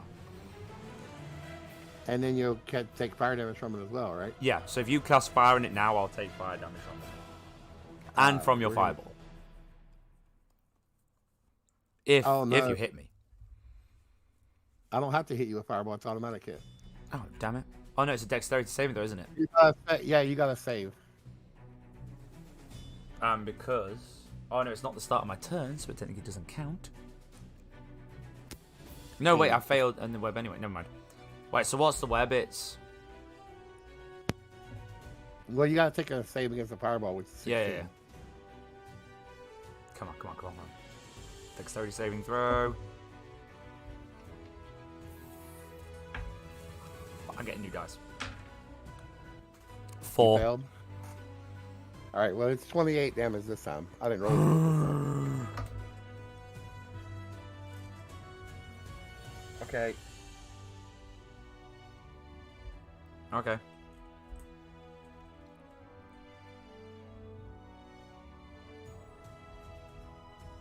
Alright, let me just work it out. Just working out. Do you do anything other than fireball? Well, no, because well, I do the spiritual blade was my bonus action, so that's my action, so I'm done. Okay. So that's your turn. That now brings us to Ragnar. He needs to make a saving throw, doesn't he? No, he starts his if he casted fireball and caught the web on fire. Oh yeah. So at the start of my turn, I need to take damage, don't I? 2d4 damage to any creature that starts his turn. So So you roll that damage. How many? 2d4. It's not a lot. I'd much rather him be restrained.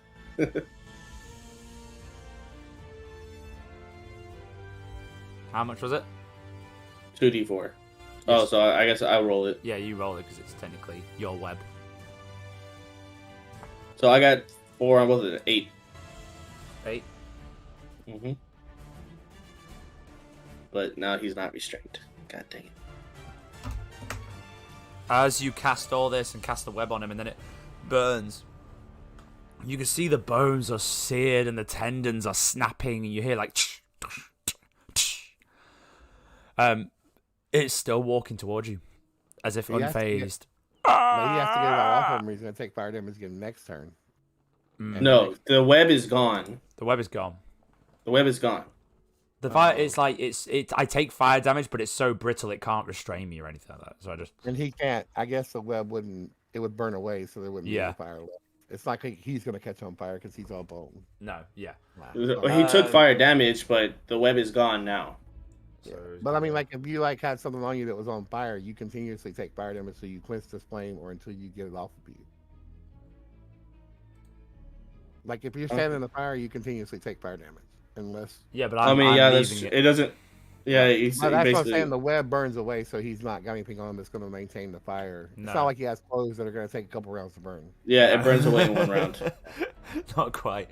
So he stomps between you, going along the side of the inside of the chasm, keeping his eye contact on both of you, and then appearing between you both to avoid having attacks of opportunity. He is. Where does he move? Oh wait, I did move. Yes. Okay. Let me get rid of I'll get rid of it. I need to make a.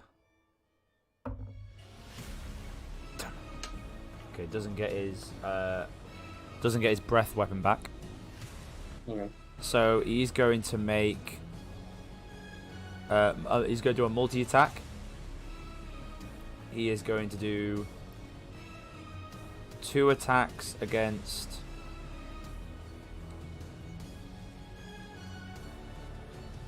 He's going to do 2 rend attacks against you, Ezekiel, and he's going to do 1 pinion attack against Gavin. So for Gavin.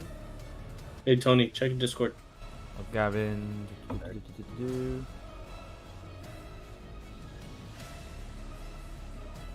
That is a. Does a 21 hit, Gavin?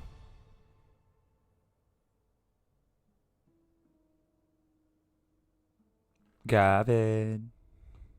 Sorry, I guess I told him at the wrong time. Oh, Sorry, I'm just trying to watch out for you, bud. Gotcha. I'm just trying to watch out for you. I'm not, honestly, but yeah, he's talking. You muted yourself. No, you're good. Oh, righty then. Yeah, so. Yeah, does a 21 hit? On me? Yeah. Yeah. Alright then, so.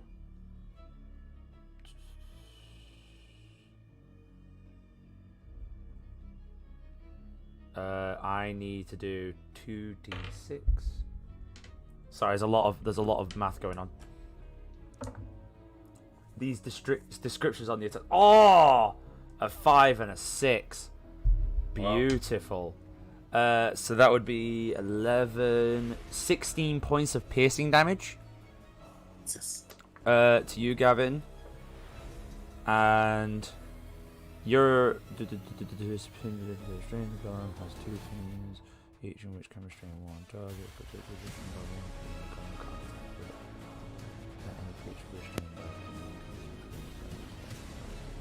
And you are now. So you see it get its wing. One of the 3 bones on one side of its wings goes, slices down into kind of your collarbone and pins you down to the ground. You are now restrained. Fine. Yes, you are now restrained on the floor.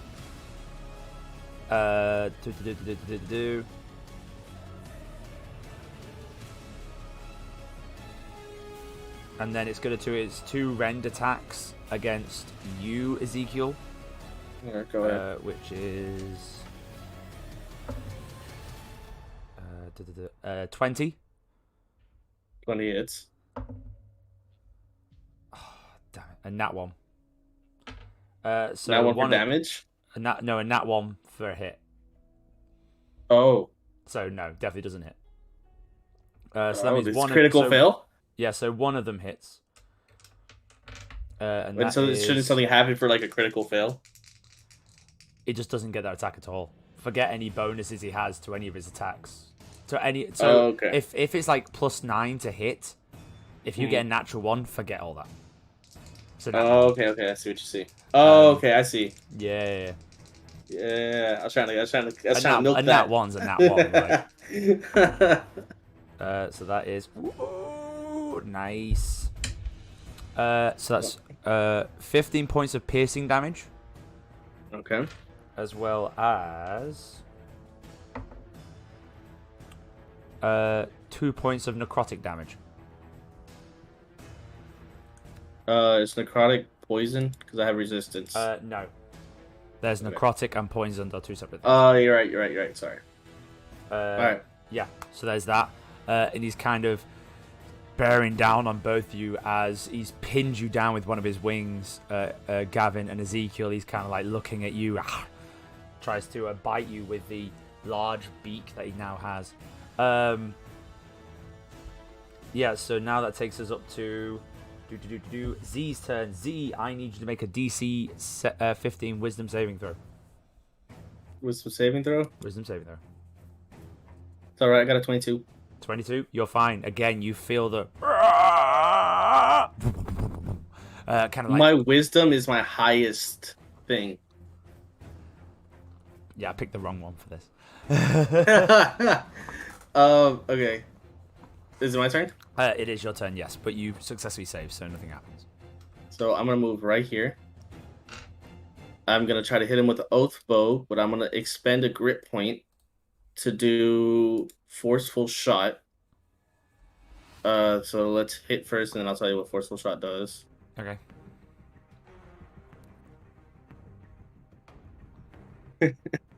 And that's 20.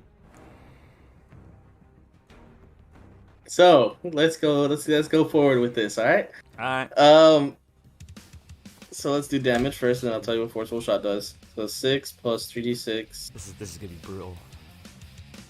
3d6. It's about to be very, very brutal. So 20 damage, and then with forceful shot, I'm pushing you 15 feet back. And if you look behind you, 15 feet down. Yeah. So go ahead. So take all the damage you would take So 20 points. for damage. Yeah. Just that I do. And then whatever the pit does. Wait, so what is it? An automatic pushback? Yep. Push back. Or I'll read it out to you. So Forceful no save. shot. Do I not make a save against the shot? Oh, Or is it hold just on, an hold on. automatic thing? Hold on. I think it is a save. Trick shot. It is a strength saving throw of 16. Sorry, my bad. That's alright. I'm gonna let you now. You want this to fail. I do want this to fail. No, I mean you want this to succeed. Sorry. 16. Oh, yeah. I know what you meant. You really want this to succeed. Come on. 18. God damn it. Did he save? Yeah, he saved. As that's okay. As you hit this shot, you feel it go like and slide back 1 or 2 inches. As it slides back, you notice the wing that is embedded in Gavin slides back as well, pulling Gavin back a few inches. So yeah. So luckily it doesn't go falling. The creature doesn't fall into the pit. Wait, would it Ragnar's take Gavin still with standing. him? He's Would it pinned take down. Gavin- He's pinned down on his wing. He's like impaled on his wing. Oh, he's impaled? He's so the wings come down and gone through him. I almost killed you, Gavin. Yeah. I'm wondering how I get off of here. How do I get free? We'll get to that. Yeah, and I need him in the pit, but you're impaled. Gavin, I might sacrifice you, and I can save you afterwards. Is that okay? Yeah, go for it. I'm good. Right. So Z, is that the end of your turn? I have 2 more. Go for it. I'm gonna do that 2 more times, trying to. So first one is a 25. See if I can get another crit. No, so does a 25 hit? 25 does hit. All right. That's 8. That's 11 plus 3d6. 6, 1, 2, 3. So 17 points of damage plus the forceful shot. So make a strength saving throw again.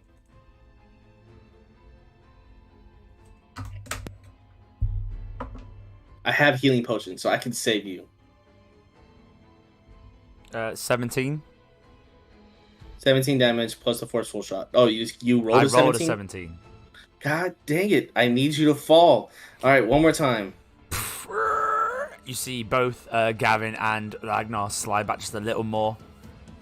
Man, if he was restrained, I'd have advantage on this. Mm-hmm. All right. Does a 26 hit? 26 does hit. All right, let's do this again. It's 10 plus 3d6. 1, 2, 3. So 22 points of damage. And then you got to make a saving throw. I'm really going through my grit points here. Please fail.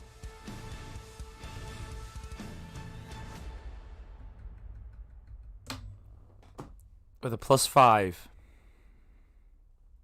he rolls a 2. You go into the pit, sir. So you immediately and he cannot fly.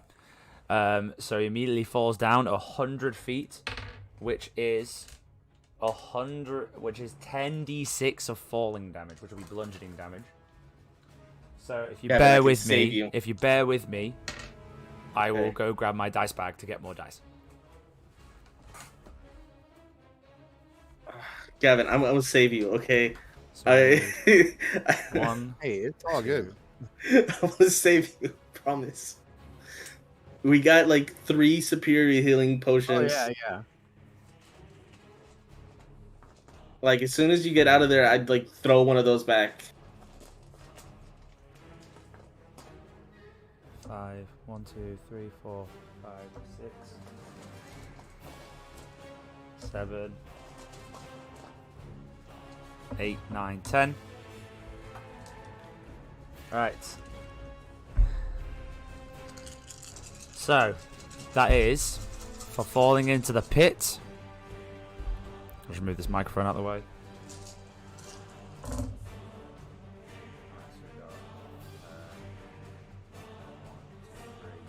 4, 5, 6, 7, 8, 9, 10, 11, 12, 13, 14, 15, 16, 18, 19, 20, 21, 22, 23, 24, 25, 26, 27, 28, 29, 30, 31, 32, 33, 34, 35, 36, 37, 38, 39.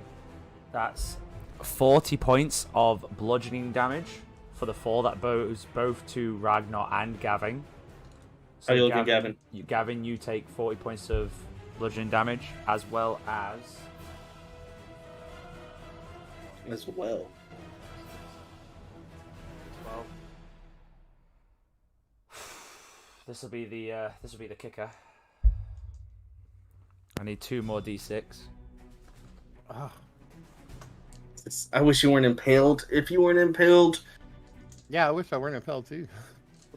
Dang it.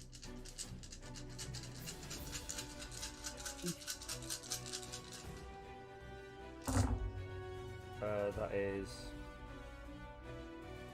1, 2, 3, 4, 5, 6, 7, 8, 9, 10, 11, 12, 13, 14, 15, 16, 17, 18, 19, 20, 21, 22, 23, 24, 25, 26, 27, 28, 29, 30, 31, 32, 33, 34, 35, 36, 37, 38, 39, 40, 41, which makes a total of 81 points of damage. You get 40 bludgeoning and 41 piercing.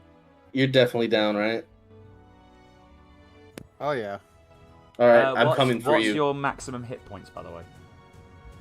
Well, I'll tell you what I am below right now. Well, they just put me to death save.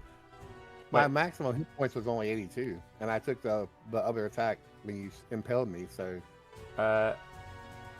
You lose a death save. Because I went so far below? Yeah. So I gotta do one automatic failure? Wait. Yeah. I'm coming for you, Gavin, If I'm correct... Well, hold on, let's go over this first. Ragnar falls into the pits. Is he dead? Please be dead. Bones shattering everywhere along the floor. And yeah, he is done. Thank God. I'm coming for you, Gavin. I'm coming for you. Drinking a potion is an action, right? Or a reaction, or a so you fall, and I've got to do my information. I've got to get my research right. I think if it's like more than half of your max hit points, then it's a complete failure. It wasn't more than half. He loses 1 death save.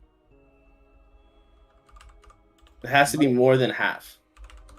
But if taking a potion, is that just like does that require a bonus action or an action, or is that just you can take a potion? If you take more damage while you're at 0 points, you suffer a death saving throw failure. If the damage is a critical hit, you suffer 2 failures instead. If the damage equals or exceeds your hit point maximum... Wait, so what's your total hit points? 82. My total hit points is 82. Oh my god. No way did I kill him. I can save him. So... You are But as I'm the falling, luckiest man in the world. If I had rolled one more damage, you would have been instantly dead. Right. If I had rolled save, one more. So, because it's over half, you, I believe you fail one death saving throw. Right. Yeah. Okay, so we are now out of combat. I'm floating down. 12 seconds. I got my cloak. How fast do you... Oh, you glide at a speed of 30 feet across, 5 feet down. Mm-hmm. So you're kind of going into a spiral. Unless you want to go... So you've got to think every 6 seconds, you're dropping 5 feet. And this is 100 feet down. Okay. So unless you want to... First thing I'm going to do is I'm going to do my second wind. Once per short rest as a bonus action. Since we're out of action, we're out of combat, so you can do that. Okay, so I am going to say as you do that, I'm going to need Gavin to make a second death saving throw. Okay. Let me roll this while he's doing that.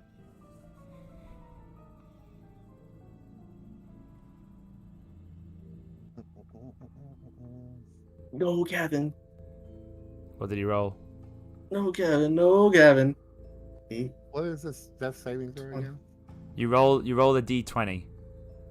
Oh yeah, and you gotta be above 10, right? You've got to be 10 or above.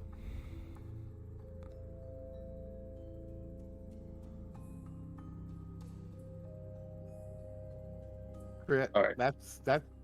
Isn't there something when you roll a 20 on a saving throw? Is that a nat 20? Yeah.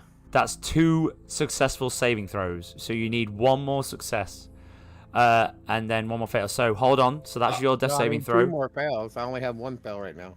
Yeah, so you need 2 more fails. But 1 you more lost success. one. You did lose. So you have 2 more fails before instant death. Right. And you have 1 more success before you are stable. Really. Yeah, I gotta get 1 success before I get 2 fails. Yeah. So that's yours. So you hold off there then. Just wait a second. Ezekiel, what are you doing? Floating. If I drop down, would that be faster than gliding? Yes, because gliding you would have to kind of go in a spiral, but you're only moving 5 feet down every 6 seconds. But is there a chance that I would take 95 points of damage? If you drop, I would have to re-roll damage for you. If you just do a free fall. Dang it. You're all right. Make it down I would say you can make, because you're doing a controlled drop, I would give you a dexterity saving throw to see if you can, because you do have the cloak and you are doing this controlled, I will give you a chance to try and avoid the spikes, so it would just be bludgeoning instead of bludgeoning and piercing. But what's the fall rate for 100 feet? Like he's not going to fall that fast anyway. Before 6 seconds. Before 6 seconds, you will not make it down. You'll only. Be I think your fall. I think your fall speed is. Wait, I think your fall speed is doubled. Double your natural speed. Your max speed. Because think about if you're going as fast as you can. So what's your speed at the moment? 30. So if you're going 30, you would have thought falling would actually be faster than running, wouldn't it? So. No, because falling, it's 9.8 meters per second. Like you're falling by what gravity's pulling you, but you're. Are you thinking 5e rules or 3 rules? Because 5e rules are. Hold on, let me find this out. I don't think falling's done off your base speed. It's just there's a falling how much you fall if you fall. Oh, in the world of D&D, you fall. 500 feet in 6 seconds. So I can get there. 500 feet in 6 seconds. So you could 100 feet. That will take you what? 2 seconds? 1 second? So if I glide, would I still get there in time? Well, I mean, No, what's glide your as movement when you I do glide? have to stick with what I gave you as the glide. The glide would be you could technically fall and then And hit then the catch parachute yourself out if again. you want, but I would say you have to make again, you would have to make a dexterity saving throw to kind of angle. Otherwise, you take a small amount of damage. You wouldn't take nearly as much damage. You'd probably take 10 I'll feet do the falling saving damage. throw. But it's I'll just do to the saving make throw. it's just because you're in a controlled space, a very small area, and you're flailing out the jacket to glide. So you have to use a lot of dexterity to like dodge and land properly. Dexterity is my thing, and I also have Indomitable. So let's Okay. do it. I would say DC 17. All right, the first one. Don't even worry about it. 19.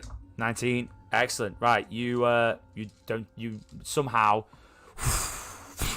glide round, land, skid a little bit, just avoiding these pit of spikes protruding up, and you make it down to Gavin. By this time, Gavin, can you please make another saving throw? You need to not get a natural one. But anything else, I can still save him, right? Yeah. Anything else, then you can easily stabilize him in time. Oh, 3. Oh my God, Gavin! Gavin, you're stressing me out, Well, Gavin. Gavin, you're stressing me out. Oh my God! It's okay, but I got there. The fact that he went, oh, I was like, oh my God, I killed someone. Gavin, I actually did Gavin, I'm gonna give you such a reprimand after this. it. Yeah. So you chalk off another death save. Ezekiel, what are you doing? I'm pulling out my superior healing and I'm like chugging it down his throat. I'm stuffing it in there. I'm panicking. You open his jaw, and just chugging it down the throat. Gavin, you regain one of the healing potions. 20 plus 10 d4. So you need to roll, because you administered the healing potion. You need to roll that. That's fine. 1, 2. Oh, a d4. Sorry, let me clear that. 1, 2, 3, 4, 5, 6, 7, 8, 9, 10. That's a lot of dice. 26 plus 20. 26 plus 20 is 46. You get 46 back. Nice. So you're about to 46 points of health. As he's getting up, Gavin, you goddamn it! I got. Oh, Gavin. By the way, he's still got like the bone sticking through him, like sticking through the shoulder of one of the wings. Gavin, when we get back to the Haven, you're going through some rough training. well, let's pull this out right quick. All right. I love how you just wake up and go, let's pull this out right quick, shall we? Just say wake up for an amazing fall. Just let's pull this out, shall we? There we go. All right. Gavin, first of all, I'm sorry for sacrificing you. But, I'm glad I was able to save you. But that was a hairy situation, Gavin. That was very hairy. That was pretty crazy. Wait, I'm trying to look for my. Hang on a second here. You almost had one of us that time. You almost had one of us. Let's This close. Let's finish this out. Wait, there's more? Don't say there's more. Let's finish that. No, let's get everyone back home and safe first. Well, I'm gonna lay on hands and go ahead and heal myself up 30 more points. Nice. That's fine. I'll spider climb us out of here. Yeah. So, sure thing. You take your time. It's quite a climb. You kind of make your way up. You're at the top of the peak. Storm clouds now disperse. It's now starting to rain. Bit of drizzle now from the aftermath of it. It's still kind of dark skies. It's never really fully sunny here. So it's still a bit miserable. What do you want to do at the top of this peak? Is there anything that we can salvage from the bones? You can take the bones and take them back and see what happens and see what you can do with them. But We'll take some bones back. Yeah. Make sure we get some, like the horn and the teeth maybe, and some scales. Oh, there were no scales. Never mind. nope. That fall hit your head hard.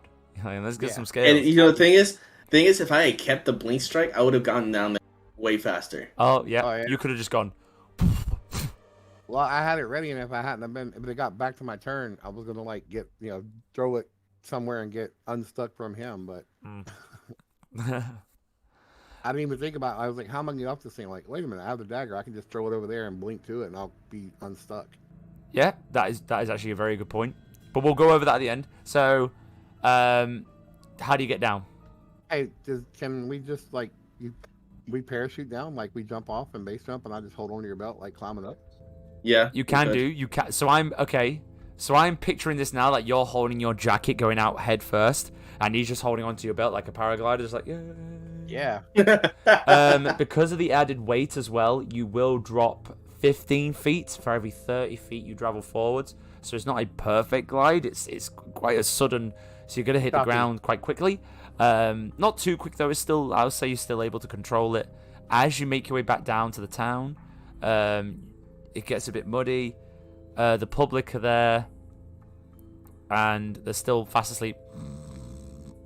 Okay, so how many of them are there? You've got close to 30 to 40 members here from in view. You see the blazing scar on that man's chest is gone. That's vanished. They're all just sleeping soundly. Oh. They're all sleeping peacefully. Does it seem like whatever was holding on to them is over? Yeah. Can we try to wake one of them up? You go over to one of them and go to wake him up. Why you do that? No, I don't want to go back. Missy can milk the cow. As he rolls over, bit of a smear on his face. Familiar. And this is the man you connected eyes with. Oh. This is the this is the one. This is the puker. Oh no! Hey, we don't need to talk to him. We don't need to talk to him. We good. You don't need to worry about this, Gavin. We're good. Yeah. But maybe no. You can go back to sleep. Go back to sleep. Shh. Okay. I think we're done here, Gavin. I'm ready to go all the way home. If you are, how you feeling? Yeah, I don't think there's anything around here we're gonna. And again, I am very, very sorry for throwing you in the pit. That's all good. Okay, no hard feelings. No hard feelings. Okay, just make sure. I mean, I'm still here, so. Yeah, you're still here. If I died, I came back and haunted you. All right, that's fair. That's fair. I would have accepted it. I would have carried that burden the rest of my life. I'm glad you're okay. Let's get the hell home. Your hand burns up, but different from last time, as the Hunter's Haven has learned from its previous experiences of having venturers away for a long time. You notice the lines glow, and they glow, and every time they glow, they lose one of the lines. So you quickly make this as a countdown clock. Do you wish to accept or deny? Countdown? What do you mean? So you got like a countdown going 6, 5, 4. You feel like a countdown happening on your hand with the lines of the scar on your hand ready to go down and then across as the symbol of Hunter's Haven. Do you? That I'm accepting a new mission, or do you accept? Basically, you get a sense in your mind that you are being given something that you must either accept or deny. And this is both of you at the same time. Like both your hands are going at the same time. 6, 5, 4, 3. You down for another 2, one, Gavin? I'm accepting. Yep. You both accept? Yeah. Yep. So you kind of think to your mind like, I accept, and both of you shoot into a small sphere, and then mist away as we shoot back through the fields that you cut across, back through the sun-blazed fields and everything, through the pass. A little bit trudgy now through the rain, and you find yourself back in your seats at the Hunter's Haven. Hey, we're back here, Gavin. Yeah, let's go get you righted up. I feel terrible. Yeah, I drinks on me. I got you a drink. I'm only a little bit. I'm just a little strapped up now. I healed myself back up, so we're okay. I know, but I just want to buy you a drink. Like, can I at least do that for you? Yeah, sounds good. Let's go turn this mission in and let me get you a drink. Right. Right on. So you turn the mission and you make your way up the stairs. You make your way back to the Chief Contract Distributor, also known as the CCD, Fulmar Brown, who's there underneath the table, still picking up pencils. He's like, no, where is it? Is that one? No. He's starting to get frustrated. Hey, we're back, buddy. Can we? I know you're busy, but we back. Oh, hello. How did it go? I'm assuming well. I died. He died for a second. Just for a little bit. I was only partially dead. Oh, we brought him that's back. not so bad. It's not so bad. Don't worry about it. All right, then. So you've completed your contract, yes? Yes, sir. Let's have a look-see, shall we? So now he gets out some spectacles now and he puts them over. What do you think? Oh, they're new. They're new. Hmm. Yeah, I like it. I like it. You'll notice as well with your keen eyes they have no lenses in. They're just the wires. I'm not gonna say anything. So he pulls out. In his hand he has nothing and just goes, and appears a scroll and he's like, ooh.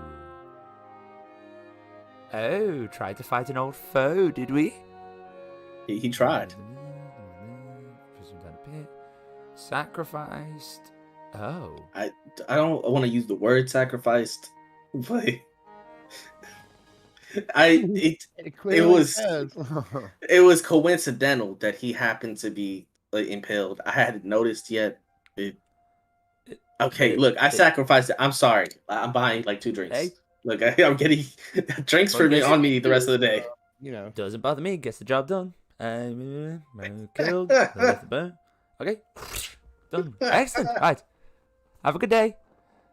Do you? Hey, look, I got something for you. Like, what can you do with teeth? Like, I'm gonna show him the teeth and the horns and. Can we do something with this? Can we make this man a weapon? I mean, sure. If you found someone that can make weapons. What about the head? What's her name? What's her name? The head lady. Raboska. Zagri. You've never turned in something like this before, have you? Here, you're still fairly new to the Haven. Yeah. All right, let's go. Let's go talk to Raboska. She can probably do something with this. I just know he always last time he asked you what did you find out from me and stuff, and wanted to know stuff. So I thought maybe this would be his alley. No, see, he takes care of the contracts. Raboska takes care of everything else. Mm-hmm. So we're gonna head up to Raboska. Got it. So you make your way up to Raboska, and she's stood there, back turned. As you make your way in, you're like, she's one of my favorite characters. It appears you're back. You completed your contract. Yes, ma'am. I see an old friend chose to pay you a visit as well. Well, I say an old friend. It was something. He tried, didn't succeed. Well, at least he tried. Interesting tactics, throwing your friend into the pit like that. Look, I didn't. I had a plan, and the plan went awry for a little bit, but it all worked out. All right. Don't mind me. Whatever you do, do not bother me. As long as the contract is finished, I am happy. Now, if anything, I have you to thank, both of you, for your antics at the city, as the king is now providing much gold supply, meaning we can help supply more hunters in the future. So I have to say thank you. Oh, he got my letter? He got your letter, yes. And the young boy, he lasted a while. Obviously went insane, but, that's what happens. There's nothing we can do for him? There's nothing you really need to do. I think it's a bit late now. She points a hand. You see him over the side, and he's like, hello, everyone. How's it going? And you see she goes, little side effect from the treatment. He thinks he's British. And he was French, and now he's British. I gotta say, this is a colorful character. Yeah. That is not all. And as he walks towards you, you notice there's like a high beam. He's very short. He's probably about 5'11", 5'10", 5'11". And you notice there's a high beam about 7 feet high. And you notice he goes, oh, hello. Oh, sorry. Oh, I don't want to buy my head. It's been a pleasure to meet you all. How are you doing? And he's kind of like standing shoulders high, trying to look down on you, but his eyes are coming up. It's been a pleasure to meet you all. I want to thank you for your antics there and saving me from that horrible situation with my memory. It's a pleasure to make your acquaintance. I must make my way off and go meet my townfolk. Goodbye. And starts making his way out. And as he goes to the door, he steps really far back to do a long reach to pull the door open as if he's got like massive arms. And then does like a really weird duck under his eyes, like, oh, the troubles of being tall. Like, he's not even got his hand near the door frame. He's like going right underneath halfway. Oh, good. And then as he's stood up tall, he kind of ducks down and goes, goodbye. Wow. Yeah, Raboska kind of looks back and goes, yes, that is a troubling case. Yeah, I'd say so. Oh, well, I believe you had something for me. Just believe you have the bones of the Ragnar. Yeah, we got some dragon teeth and the horns and, I guess believe a couple other bones. you could make a very nice bone sword or use it as a nice handle and make it decorative. Unfortunately, I cannot make this into anything specific. It has no magical property, unfortunately. I can add it to a piece of weaponry you have as nice decoration, or you can keep and use it for your own devices, or you can hand it into the weaponry and let others have their use of it. But it's up to you. Yeah, we'll donate it up right now. I want to keep one of the horns, and we'll give him the rest to the weaponsmith to do what he wants to do with it. All right, Sound that good to is you? fine. That is absolutely... Hey, it's all you, bud. It's like I said. You know what I'm trying to say. She kind of looks at you and goes, you're both a little scratched up. Would you like some assistance with that? Yeah. Sure. Yeah, I would love a quick long rest. That's what you got for me. Excellent. And you both receive a long rest instantly. I love this lady. Yeah, that's pretty awesome. This lady's like, she's my favorite. It may take a bit of time, but I think I can do this. It is done. And is there anything else you have for me? Not specifically, but I guess he had like a worshiper that tried to resurrect him. There might be an orc there. Yeah. Do you know anything? Or I guess you wouldn't know. Darren would know, huh? Don't know. I may know someone. Let me summon him. It may take some time. Please bear with me. It could take up to a few hours to make this work if you bear with me. Okay? Okay. Close your eyes, and behind you, you just hear... falls behind her onto the floor. And she goes, it is done. That took longer than usual. Is this the man that was on the edge of the cliff? Yeah, how did you get him? Is it him? You look back, you see an elderly gentleman, no complete bald spot on top, but grey long hair pulled into a tight ponytail dropping down to his hips. Red robes with like orange flame patterns built into the design going up to the shoulders, very wide shoulders, billowing sleeves with a red shirt, robes all the way down to the ankles. He's like, oh dear God, I have been falling what feels like forever. Uh-oh. Raboska, darling, it's been so long. How are you? I draw my gun and I put it to his head. Oh dear. And she's like, no, there's no need for that. Were you the one who cast the curse on the dragon? Would you cast the spell, the curse, whatever it is you did? And he's like, yes, I did. I totally cast a spell. I wanted to bring him back and bring devastation to the entire land and gain myself power. Oh dear. She's like, I thought so. Well, I don't think death is a fitting punishment. Do you agree? And she's asking you to.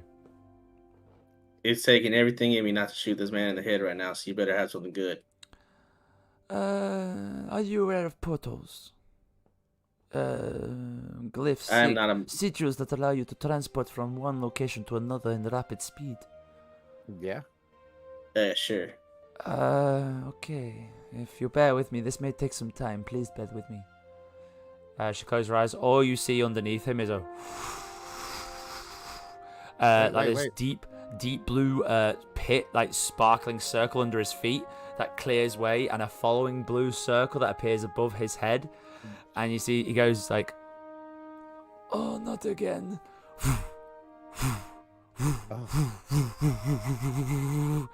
He's like, just constantly, just falling through. And then she's like, "And one more thing." Into a little jar that spins round on the desk, like, and all you see inside this jar is him just going, oh, wow. Just falling past at a rapping speed. He's like, "Help me, please." It's like, falling forever. Yeah, pretty much. And he's like, that seems a fitting punishment. Yeah, that's yeah, that'll do it. Very good. I am going to enjoy a drink now, if you wouldn't mind. I'd like some peace and quiet as I come for a more fitting punishment for my friend. I bid you good day. Hey. Can I do an insight check? Yeah, go for it. What I'm specifically looking for is like I don't like how she said friend, so I'm trying to like go over and see if they had any, like, I want to see like how well they knew each other, if like it was very familiar or something. Does that make sense? Yeah. I don't know that it matters. Judging by what she's been doing, I don't think we're like any match for her at all. 22. 22. You do know that they know each other well. Like the way he reacted, and immediately he just knew who she was. There was a slight fear in his eyes when he saw her. He was like, "Raboska, darling." I was like, "Oh God, please don't kill me." Like anyone better than this. And she, like, you could tell she was like disappointed in him, like he's done it before. He's like a teacher to a naughty student who's done the same thing again after having like a long conversation, like why not to do it. Okay, I'm gonna take that with me. Yeah. So she's like, "Please leave me as I finish my drink. Thank you. I am done." And goes sit down and rests. As you make your way out, you sit down. Do you re-sign your contract with the Hunter's Haven? Before that, I just wanted to get Gavin a drink and kind of like whisper to him. I have been having suspicions of Rambuska for a while now. Something off about her, man. But I don't think it's nothing you and me can handle right now. I don't think so either, judging by just what she does. I think gonna be we're gonna have to get the other boys, see what we can do. But for now, I'm just gonna sign up another contract, and hopefully, when I see them again, I'll let them know my suspicions. As you sign your contract, the familiar scar appears on the back of your hand. You now have access to the bar and drinks. You get yourself drinks as you sit down. Podrick and Baroque both make their way back in. Both a little messier, a little worn for wear, as they tell you their stories of their recent hunt, and you tell them theirs. You both, I'd say Ezekiel and Gavin, as you're kind of chatting away, you both hear a voice in the back of your head. "And darlings, don't be afraid. If you have your suspicions about me, please do ask. I am an open book." Damn it. You know, this whole thing is messy. I'll talk to you about this later, man. It's just something ain't right. Something ain't sitting right with me. But we can talk about this later. No worries. I will be here for as long as you need. Okay. And that's where we're going to end tonight's episode of Hunter's Haven. I love Hater so much.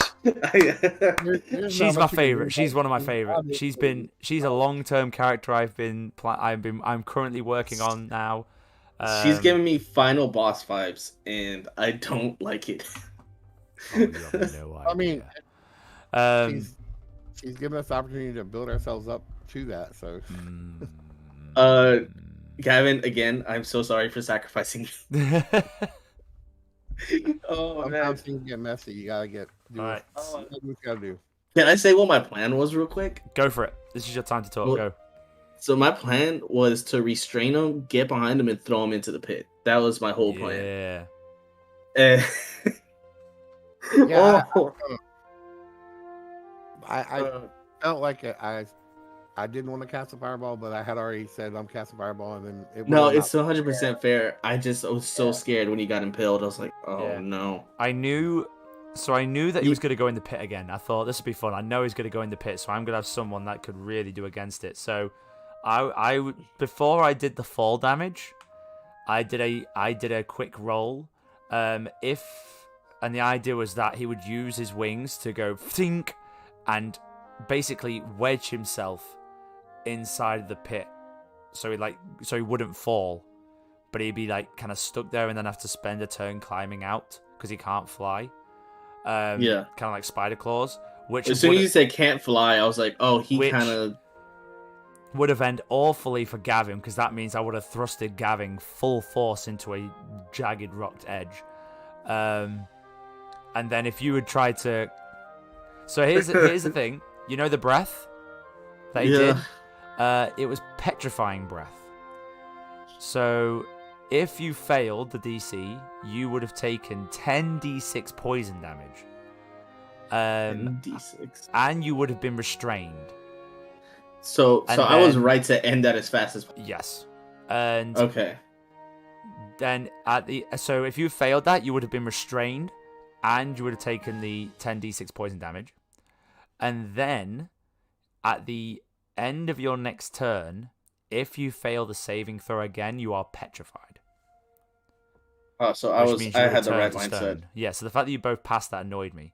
I had the right. Well, wisdom is like I have +5 to wisdom. Wisdom is my. He is immune to poison damage. He is also immune to being charmed, exhaustion, frightened, paralyzed, petrified, and poisoned. What did he have resistance to? Because he said he wasn't really getting phased by our stuff. He wasn't resistant to anything.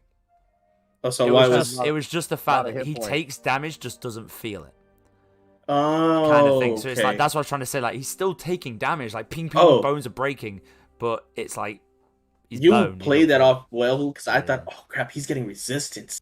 I was freaking out a little bit. It takes advantage on spell saving throws and other magical effects. If you're within 60 feet of him, this is one I changed. If you're in 60 feet of him, you had to make a wisdom saving throw, or you'd be frightened. And you would be frightened for the next 24 hours. Oh my god, I was right. I was right to end that as soon as possible. Yeah, you were frightened for the next 24 hours. It doesn't need air, food, drink, or sleep. The spike attack, the pinion attack of the wings, you would have had to make a 17 athletics check, DC 17 athletics check, to tear yourself out of it. I would say that was good, because I'm like, I didn't give it a check to not get impaled. Yeah, my plan was that I would try and petrify you first, and if that didn't work, I'd get between you, pin you both down, and then do the breath again. Oh, so if I didn't save, that would have been. If you didn't save, it would have been lights. Oh man! What was that? How much did you say the athletics check would have been? DC 17 athletics check. Oh, I got a +5 to my athletics, so I got +7, and I still rolled and missed it that time. He could have also, as well, like if you were spiked on it, could have just thrown you in the pit. Oh man, you had me stressed on that one. You had me stressed. Z, because you had that magical coat, I also wrote down that if you were attacked by the one of the pinions, as well, if you were pinned down, you would have to make a dexterity check as well, to see if you could protect the jacket. Oh, you were really gunning for us. I'm glad. I had lots of little armor class was 17. I bumped up his hit points as well. How much hit points did he have? Because we were hitting him hard. Originally the character build I used was a Dragonbone Golem. Okay. So I basically bumped up the size, and originally it starts with 161 hit points. I changed it to 225. Oh, Gavin, I don't feel as bad anymore. So I don't feel as bad anymore the damage the damage you originally didn't really get near to hitting it. It was close. It was in the within the 30s, but then that fall damage just destroyed it. But yeah, the fact that, oh my god, 1 point and Gavin would just be dead, and you have no healing, you have no resurrection.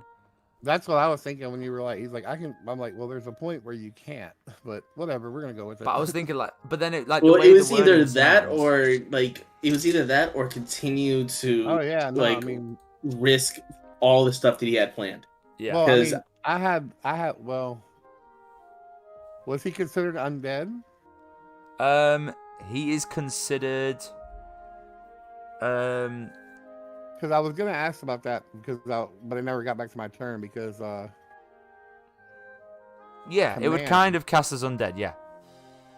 Because command doesn't work on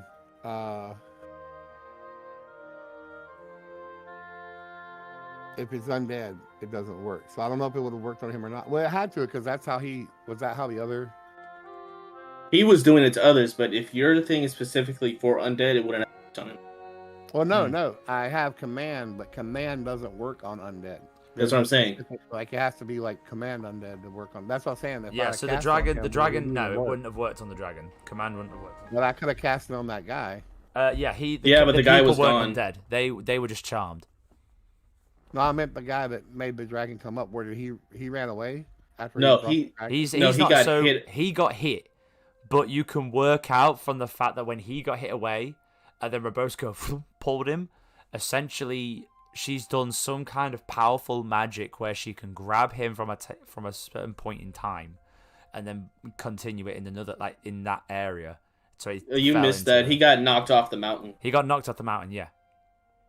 At the very beginning. At the very beginning, when the dragon came out, he was like, "Oh, I bow to you. Please give me your power." And then the dragon, and we can destroy the world. And the dragon's like, and boing, basically baseball hit him off the edge of the cliff.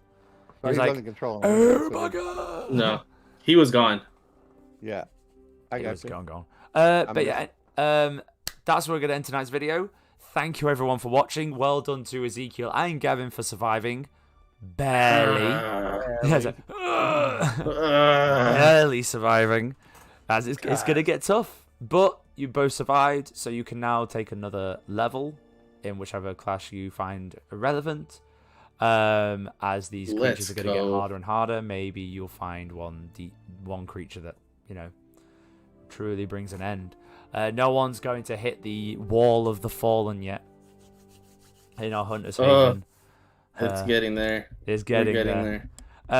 So thank you everyone for watching. If you do enjoy these videos, or you want to voice your opinion, or you would maybe like to see more of these that you enjoy, or maybe you'd like to come and join us for a session one day, you never know, then please follow us, subscribe, hit the notification bell so you get notifications of when we do this on YouTube, on Twitch. Go see our merch and support us by going and checking out these cool t-shirts that we try and design and make look really cool.